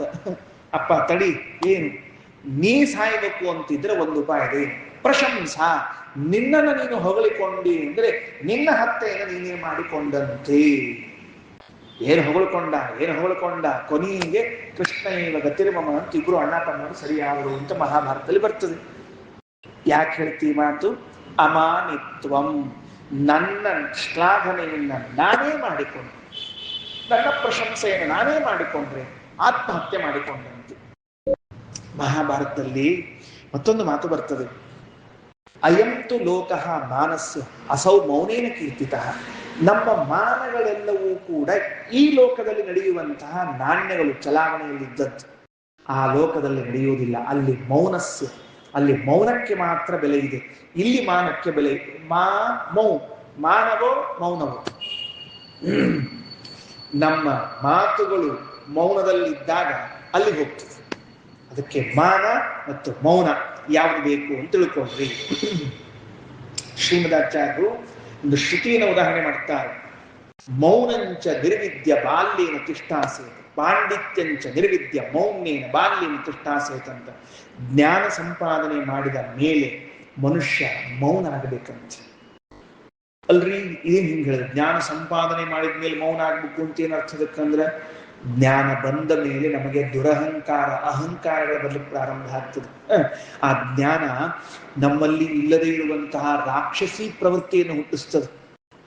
ನಮ್ಮ ಗುರುಗಳು ಹೇಳ್ತಾ ಇರೋ, ಸಾಕ್ಷರ ವಿಪರೀತಶ್ಚೇತಿ ರಾಕ್ಷಸ ಏವ ಕೇವಲ ಸರಸೋ ವಿಪರೀತತ್ವಂ ಚೇ ವಿಪರೀತಂ ಸರಸತ್ವಂ ನ ಮುಂಚತಿ. 2 ಶಬ್ದ ಇದೆ, ರಾಕ್ಷಸ ಅಂತ ಒಂದು ಶಬ್ದ, ಸರಸ ಅಂತ ಒಂದು ಶಬ್ದ. ಉಲ್ಟಾ ಮಾಡಿ ನೋಡ್ರಿ ಅಂತ ಕೇಳಿದ್ರು. ಸಾಕ್ಷರ ಅಂದ್ರೆ ಅಕ್ಷರ ಉಳ್ಳವರು ಅಂತ ಅರ್ಥ, ವಿಪರೀತ ಮಾಡ್ರಿ, ಉಲ್ಟಾ ಮಾಡ್ರಿ, ರಾಕ್ಷಸ. ಗೊತ್ತಾಯ್ತಿಲ್ಲ ಅಕ್ಷರ ಬಂದ್ಮೇಲೆ ಏನಾಗ್ತದೆ ಅಂತ ಹೇಳಿ. ಸರಸೋ ಸರಸ, ಉಲ್ಟಾ ಮಾಡ್ರಿ ಸರಸ ಇರ್ತದೆ. ಅಂದ ಮೇಲೆ ಜ್ಞಾನ ಬಂದ ಮೇಲೆ ನಮಗೆ ಅಹಂಕಾರ ಬರ್ತದೆ. ಅದಕ್ಕೆ ವೇದ ಹೇಳಿತ್ತು ಮೌನ ಆಗಬಹುದು. ಏನ್ ಮೌನ ಆಗ್ಬೇಕು, ನೀನು ಇಷ್ಟು ದಿವಸ ಸಂಪಾದನೆ ಮಾಡಿದ ಜ್ಞಾನ ಇದು ಮನನ ಯೋಗ್ಯವೋ ಅಲ್ಲವೋ ಅಂತ ವಿಚಾರ ಮಾಡು. ಅದಕ್ಕೆ ಮೌನ ಅಂತ ಕೇಳಿದ್ದಾರೆ. ಅಯಂತು ಲೋಕಃ ಮಾನಸ್ಯ ಅಸೌ ಮೌನೇನ ಕೀರ್ತಿತಃ ಅಮಾನಿತ್ವಂ. ನಮ್ಮಲ್ಲಿರಬೇಕಾದ ಮೊದಲನೇ ಗುಣ, ನಮ್ಮನ್ನು ಹೊಗಳ್ಳಿ ನಾವು ಹೊಗಳ್ಕೊಳ್ಳಿ ಅಂತಾದ್ರೆ ಜ್ಞಾನ ಬರೋದಿಲ್ಲ. ಎರಡನೇದ್ದು ಅದಂಭಿತ್ವಂ. ಎರಡನೇ ಗುಣ ಏನು, ಅದಂಭ. ಅದಂಭ ಅಂದ್ರೆ ಏನು, ಆತ್ಮನಃ ಅಲ್ಪತ್ವಂ ಜ್ಞಾತ್ವಾಪಿ ಮಹತ್ವ ಪ್ರದರ್ಶನಂ ರಾಯರು ಬರೀತಾರೆ ವಿವೃತ್ತಿಯಲ್ಲಿ. ಅದೇ ಶ್ಲೋಕದಲ್ಲಿ 8ನೇ ಶ್ಲೋಕದಲ್ಲಿ ಬರೆಯುವಾಗ ಆತ್ಮಾಲ್ಪತ್ವಂ ಜ್ಞಾತ್ವಾಪಿ ಮಹತ್ವ ಪ್ರದರ್ಶನಂ ದಂಭ. ನಾವು ಸಣ್ಣವರು ಅಂತ ಗೊತ್ತದ ನಮಗೆ, ಆದ್ರೆ ಇನ್ನೊಬ್ಬರ ಮುಂದ ದೊಡ್ಡವರು ಅಂತ ಆಗ್ಬೇಕಾಗತ್ತೆ. ಅದಕ್ಕೇನ್ ಮಾಡ್ತೀವಿ, ಇಲ್ಲದೇ ಇದ್ದದನ್ನೆಲ್ಲ ಮಾಡ್ಕೊತ ಕೂತಿರ್ತೀವಿ ನಾವು. ಎಂದೂ ಒಂದ್ ದಿವಸ ಗಾಯತ್ರಿ ಜಪ ಮಾಡದೇ ಇದ್ದ ನಾವುಗಳು ಜನ ನೋಡ್ತಾರ ಅಂತಾದ್ರೆ 108 ಮಣಿ ಅಲ್ಲ 1008 ಮಣಿ ಕೈಯಾಗಿ ಹಿಡ್ಕೋತೀವಿ. ಗೊತ್ತಾಗ್ತಿಲ್ಲ ಯಾಕಂತ ಹೇಳಿ, ನೋಡ್ಲಿಕ್ಕತ್ತಾರಲ್ಲ. ಹಿಂಗ ನೋಡ್ಲಿಕ್ಕೆ ಹಚ್ಕೊಳ್ಳಿ ನಮ್ದು ಮಂಗಳಾರತಿ, ಧೂಪಾರತಿ, ದೀಪಾರತಿ, ಘಂಟಿ ಜಾಸ್ತಿ ಬಾರಿ ಶಿಕ್ಷಣ ಮಾಡ್ತಾರೆ. ಆಕಿ ಹೆಂಡತಿ ಅಂತಿರ್ತಾಳ, ನಿಮಗೆ ಹಾಕೊಟ್ಟು ಬತ್ತಿ ಮುಗಿದಾಗ ಎಷ್ಟು ಸರ್ತೀರ ಗಂಟಿ ಬಾರಿಸ್ತೀರಿ ಅಂತ ತಿಳ್ಕೊಂಡೇಳಿ, ಸುಮ್ ಕೂಡು ಮಂದಿ ನೋಡ್ಲಿಕ್ಕೆ ಇನ್ನೂ 4 ಸಲ ಬಾರಿಸ್ತೀರಿ ಅಂತಿರ್ತಾರ. ಅಂದ ಮೇಲೆ ನಾವು ಅಲ್ಪರು ಅಂತ ಗೊತ್ತಿದ್ದು ಇನ್ನೊಬ್ಬರ ಮುಂದೆ ದೊಡ್ಡಸ್ತಿಕೆಯನ್ನು ತೋರಿಸ್ತಾ ಹೊರಟ್ರೆ ಜ್ಞಾನ ಬರೋದಿಲ್ಲ. ಇನ್ನೊಂದು ಮಜಾ ಅದ. ಮೂರನೇದ್ದು ನೋಡ್ರಿ ಒಂದ್ಸಲ ಏನದ ಅಂತ ಹೇಳಿ, ಅಹಿಂಸಾ ಅಂತಿದೆ. ಏನು ಅಹಿಂಸಾ? ಎದಕ್ಕ? ಜ್ಞಾನಕ್ಕಾಗಿ ಅಹಿಂಸೆ ಇದು ಸಾಧನ ಅಂತ ಹೇಳ್ತಾ ಇದ್ದಾರೆ. ಇದೆಲ್ಲ ತುಂಬಾ ವಿವರಣೆ ಮಾಡಬೇಕಾದದ್ದು, ನನಗೆ ಸಮಯವಿಲ್ಲ ಆದ್ರಿಂದ ಸುಮ್ಮನೆ ಗುಣಗಳನ್ನು ಹೇಳ್ತಾ ಹೊರಟಿದ್ದೇನೆ. ಅಹಿಂಸೆ ಇದು ಜ್ಞಾನಕ್ಕೆ ಸಾಧನ. ಕೃಷ್ಣ ಏನ್ ಮಾಡ್ಲಿಕ್ಕೆ ಗೊತ್ತೇನ್ರಿ? ಈಗ ಅರ್ಜುನಗ ಹಿಂಸಾ ಮಾಡು ಅಂತ ಹೇಳಿಕತ್ತಾನೆ, ಯುದ್ಧ ಮಾಡು ಅಂತ ಹೇಳಿ ಪ್ರವಚನ ಮಾಡೋ ಕಾಲಕ್ಕೆ ಅಹಿಂಸಾ ಅಂತ ಹೇಳಿಕತ್ತಾನೆ. ಹೆಂಗದ ನೋಡ್ರಿ ಉಪದೇಶ, ಭಾರಿ ಚಂದದ ಇಲ್ಲೋ. ಅರ್ಜುನ ಯುದ್ಧ ಮಾಡ್ಲೇಬೇಕು ನೀನು, ಯುದ್ಧ ಮಾಡು, ಹಿಂಸೆ ಮಾಡು, ಕೊಲ್ಲು ಅಂತ ಹೇಳ್ತಾನೆ. ಉಪನ್ಯಾಸ ಮಾಡೋ ಕಾಲಕ್ಕೆ ಅಹಿಂಸೆ ಇದು ಜ್ಞಾನ ಸಾಧನ ಅಂತ ಹೇಳಿಕತ್ತಾನೆ. ಹೆಂಗ್ ಹೊಂದಬೇಕು ಇದಕ್ಕೆ? ಅದಕ್ಕೆ ಆಚಾರ್ಯರು ಗೀತಾ ಭಾಷ್ಯದಲ್ಲಿ ಹೇಳುವಾಗ ಹೇಳುತ್ತಾರೆ, ಯಸ್ಯ ನಾಹಂಕೃತೋ ಭಾವ ಬುದ್ಧಿ ಯಸ್ಯ ಲಿಪ್ಯತೆ ಹತ್ವಾಪಿ ಸೈಮಾನ್ ಲೋಕಾನ್.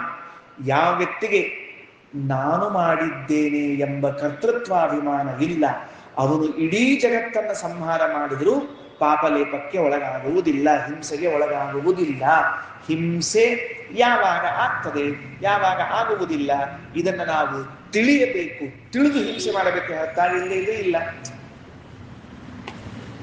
ಒಂದೂರಿತ್ತಂತ, ಒಂದೂರನ್ನು ಗೊತ್ತಿರ್ತ ಇಲ್ಲ, ಒಂದೂರಿತ್ತು. ಆ ಊರಿನಲ್ಲಿ ಒಬ್ಬ ರಾಜ ಇದ್ದಂತ. ಆ ರಾಜ ಒಂದು ಘೋಷಣೆಯನ್ನ ಮಾಡಿದ್ದ, ಏನು?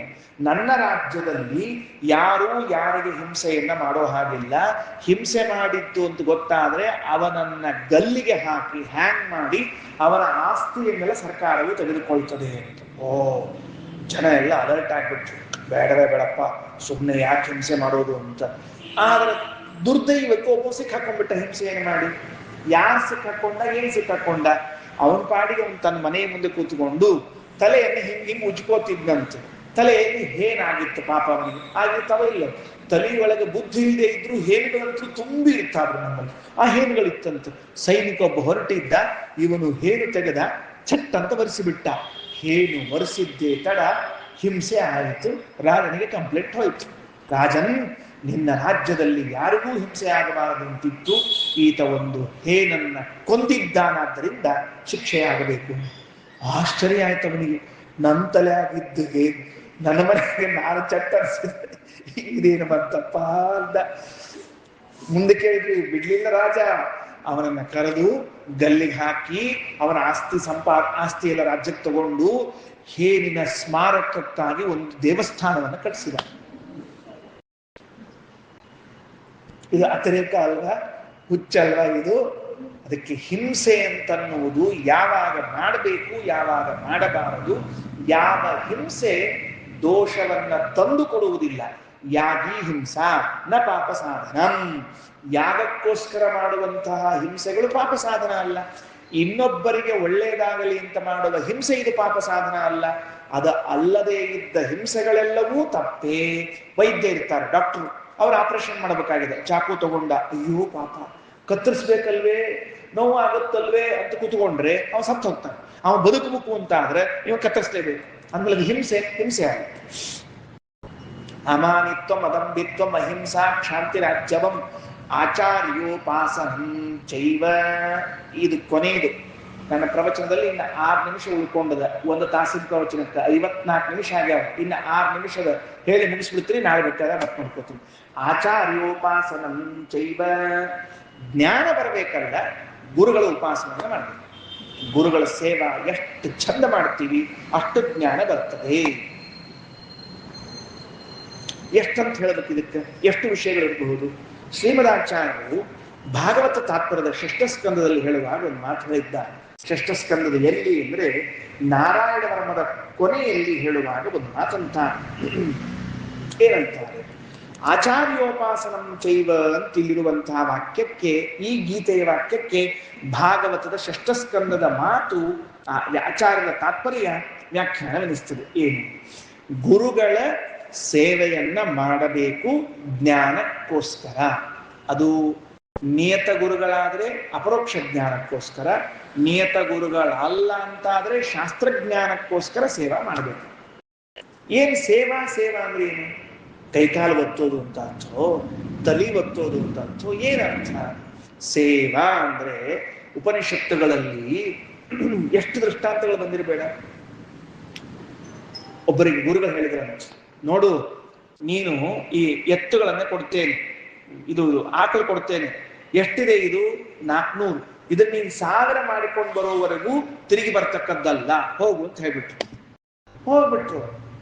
ಆ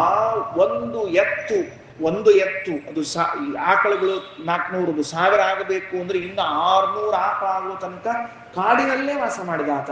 ವ್ಯಕ್ತಿ ಬರಲೇ ಇಲ್ಲ. ಆಮೇಲೆ ಬಂದು ಗುರುಗಳಿಗೆ ನಿಮ್ಮ ಆಕಳುಗಳು 1000 ಆಗ್ಯಾವ, ವಿದ್ಯೋಪದೇಶ ಮಾಡ್ರಿ ಅಂತ ಹೇಳಿದ. ಉದ್ದಾಲಕರು ಅಂತ ಒಂದು ಕಥೆ ಕೇಳ್ತೀವ, ಶ್ವೇತಕೇತು ಉದ್ದಾಲಕರ ಸಂವಾದ. ಆಯೋಧ ಧೌಮ್ಯಾಚಾರ್ಯರು ಅಂತ ಹೆಸರು. ಮಹಾಭಾರತದ ಆದಿಪರ್ವದಲ್ಲಿ ಕಥೆ ಬರ್ತದೆ. ಪಾಠ ಹೇಳ್ತಾ ಇದ್ರಂತೆ, ವಿದ್ಯಾರ್ಥಿಗಳೆಲ್ಲ ಕೂತಿದ್ರು. ಆರುಣಿ ಅಂತವನ ಹೆಸರು. ಆರುಣಿ, ನೆನಪಾಯ್ತು ನೋಡು, ಮಳೆ ಬರ್ತಾ ಇದೆ, ಹೊಲದಲ್ಲಿ ನೀರು ಸಂಗ್ರಹ ಆಗಬೇಕು, ಅದು ಒಡ್ಡು ಕಟ್ಟಿರ್ತಾರಲ್ಲ ಹೊಲಕ್ಕೆ, ಎಲ್ಲಿ ಒಡೆದು ಹೋಗಿದೆಯೋ ಬಿಚ್ಚು ಹೋಗಿದೆಯೋ ನೋಡಿ ಮಣ್ಣು ಸೇರಿಸಿ ಬಾ ಹೋಗಂತ ಹೇಳಿದ್ರು. ಆಚಾರ್ಯೋಪಾಸನ, ಆಚಾರ ಸೇವಾ ಮಾಡಬೇಕು. ಹೋಗ್ಬಿಟ್ಟ, ನೋಡ್ತಾನೆ ಮಣ್ಣು ಒಡೆದು ಬಿಟ್ಟಿತ್ತು, ನೀರು ಹರಿದು ಬರ್ತಾ ಇತ್ತು. ಅಯ್ಯೋ ಅಂತ ಹೇಳಿ ಮಣ್ಣಿಟ್ಟ, ಮತ್ತೆ ಕಚ್ಚಿಕೊಂಡು ಬಿತ್ತು. ಮಣ್ಣಿಟ್ಟ, ಮತ್ತೆ ಬಿಚ್ಚಿತು. ವಿಚಾರ ಮಾಡಿದ, ಇದು ಮಣ್ಣಿಟ್ರೆ ಸರಿ ಹೋಗೋದಿಲ್ಲ, ನಾನೇ ಮಲಗಿಬಿಡ್ತೇನೆ ಅಂತ ಅಲ್ಲಿಗೆ ಮಲಗಿಬಿಟ್ಟ. ಸಾಯಂಕಾಲ ಪಾಠ ಆಯಿತು, ರಾತ್ರಿ ಊಟದ ಹೊತ್ತು ಬಂತು. ಗುರುಗಳು ಮರ್ತು ಬಿಟ್ರು ಶಿಷ್ಯನಿಗೆ ಹೇಳಿ. ಮಾರನೇ ದಿವಸ ಬೆಳಿಗ್ಗೆ ಪಾಠಕ್ಕೆ ಅವನ್ಯಾಕೆ ಬಂದಿಲ್ಲೋ ಆರುಣಿ ಅಂತ ಕೇಳಿದ್ರು. ಗುರುಗಳೇ, ನಿನ್ನೆ ಸಾಯಂಕಾಲ ಕಳಿಸಿದ್ರಲ್ಲ, ತಿರುಗಿ ಬಂದೇ ಇಲ್ಲ. ಅಯ್ಯೋ, ಗುರುಗಳು ನೋಡ್ಕೊಂಡು ಬರ್ತಾರೆ. ಏನೋ ಮಾಡ್ತಾ ಇದ್ದೀ ಆರುಣಿ ಅಂತ ಕೇಳಿದ್ರು. ಗುರುಗಳೇ, ಇಲ್ಲಿದ್ದೀನಿ ಬಂದೆ ಅಂತ ಒಡ್ಡಿನಿಂದ ಎದ್ದು ಬಂದ. ಆ ಆರುಣಿಗೆ ಉದ್ದಾಲಕ ಅಂತ ಕರೆದ್ರು ಅವರಿಗೆ. ಇದು ಆಚಾರ್ಯೋಪಾಸನ. ಅವರು ಏನು ಹೇಳ್ತಾರೋ ಅದನ್ನು ನೀವು ಮಾಡಲೇಬೇಕು. ಅವರು ಬೈದ ಅಂತ ಒಬ್ಬ ವಿದ್ಯಾರ್ಥಿ ಇದ್ದ, ಅವನ ಹೆಸರೇ ಬೈದ ಅಂತ. 12 ವರ್ಷ ವಿದ್ಯಾಪೀಠದಲ್ಲಿ ಇದ್ದಾನೆ. ಗುರುಗಳು ಇಷ್ಟಾದ್ರೂ ಪಾಠ ಹೇಳಬೇಕು ಬೇಡವು? ನೀನ್ ನಮ್ಮ ಮನ್ಯಾಗ ಇರು, ನೀ ಚಲೋ ಇದ್ದು ವಿದ್ಯಾರ್ಥಿ ಇರು ಅಂದ್ಬಿಟ್ರು. 24 ವರ್ಷ ಆತ್, 36 ವರ್ಷ ಆತ್, ಬಿಡ್ತಿಲ್ಲ. ಅವ್ ಏನ್ ಮಾಡ್ಬೇಕ್ರಿ? ಇನ್ನ ಖೇದ ಆಯ್ತು ಅವನಿಗೆ. ಯಾಕೆ ಇಟ್ಕೊಂಡಿದ್ರು ಅಂದ್ರೆ, ನೋಡು ನಮ್ಮ ಮನ್ಯಾಗ ಒಂದ ಎತ್ತದ, ಇನ್ನೊಂದು ಎತ್ತಿಲ್ಲ. ಹೊಲ ಉಳ್ಬೇಕಾದ್ರೆ ಒಂದ್ ಕಡೆ ಎತ್ತನ್ನ, ಇನ್ನೊಂದ್ ಕಡೆ ನಿನ್ನನ್ನಿಟ್ಟು ಉಳ್ತೀನಿ ಅಂತ ಹೇಳಿದ್ರು ಗುರುಗಳು. ಪಾಪ ಇದ್ದರಿ ಹುಡುಗವ. ಇದೆಲ್ಲ ಉಪಾಸನ, ಇಂಥ ಸೇವಾ ಮಾಡೋದು ಗುರುಗಳದ್ದು. ಆಚಾರ್ಯೋಪಾಸನ ಚೈವ. ಸರಿ, ಈಗ ಕೊನೆಯದೇನು ಆಚಾರ್ಯೋಪಾಸನ ಅಂದ್ರೆ? ವಿದ್ಯೆ ಯಾಕೆ ಫಲಿಸುವುದಿಲ್ಲ ಅನ್ನುವುದಕ್ಕೆ ಶ್ರೀಮದಾಚಾರ್ಯ ಕೊಟ್ಟ ಕಾರಣ. ಗುರುಗಳ ಸೇವಾ ಮಾಡಬೇಕು, ವಿದ್ಯಾ ಫಲಿಸ್ತದ ಅಂತ. ಏನಂತಾರೆ?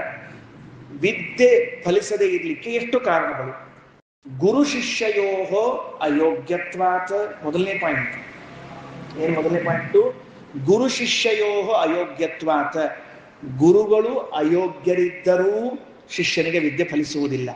ಶಿಷ್ಯ ಅಯೋಗ್ಯ ಇದ್ರೂ ವಿದ್ಯೆ ಫಲಿಸುವುದಿಲ್ಲ. ಅಂದ್ರೆ ಉಲ್ಟಾ, ಶಿಷ್ಯ ಯೋಗ್ಯ ಇದ್ದಾನ, ಗುರುಗಳೇ ಯೋಗ್ಯ ಇಲ್ಲ ಅಂದ್ರೆ ವಿದ್ಯಾ ನೈವೇದ್ಯ.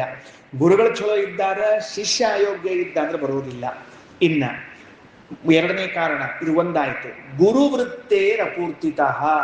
ಗುರುಗಳಿಗೆ ಮಾಡಬೇಕಾದ ಸೇವಾವನ್ನ ಮಾಡಿದ್ದಿಲ್ಲ ಅಂತ ಆದ್ರೆ ವಿದ್ಯೆ ಬರುವುದಿಲ್ಲ.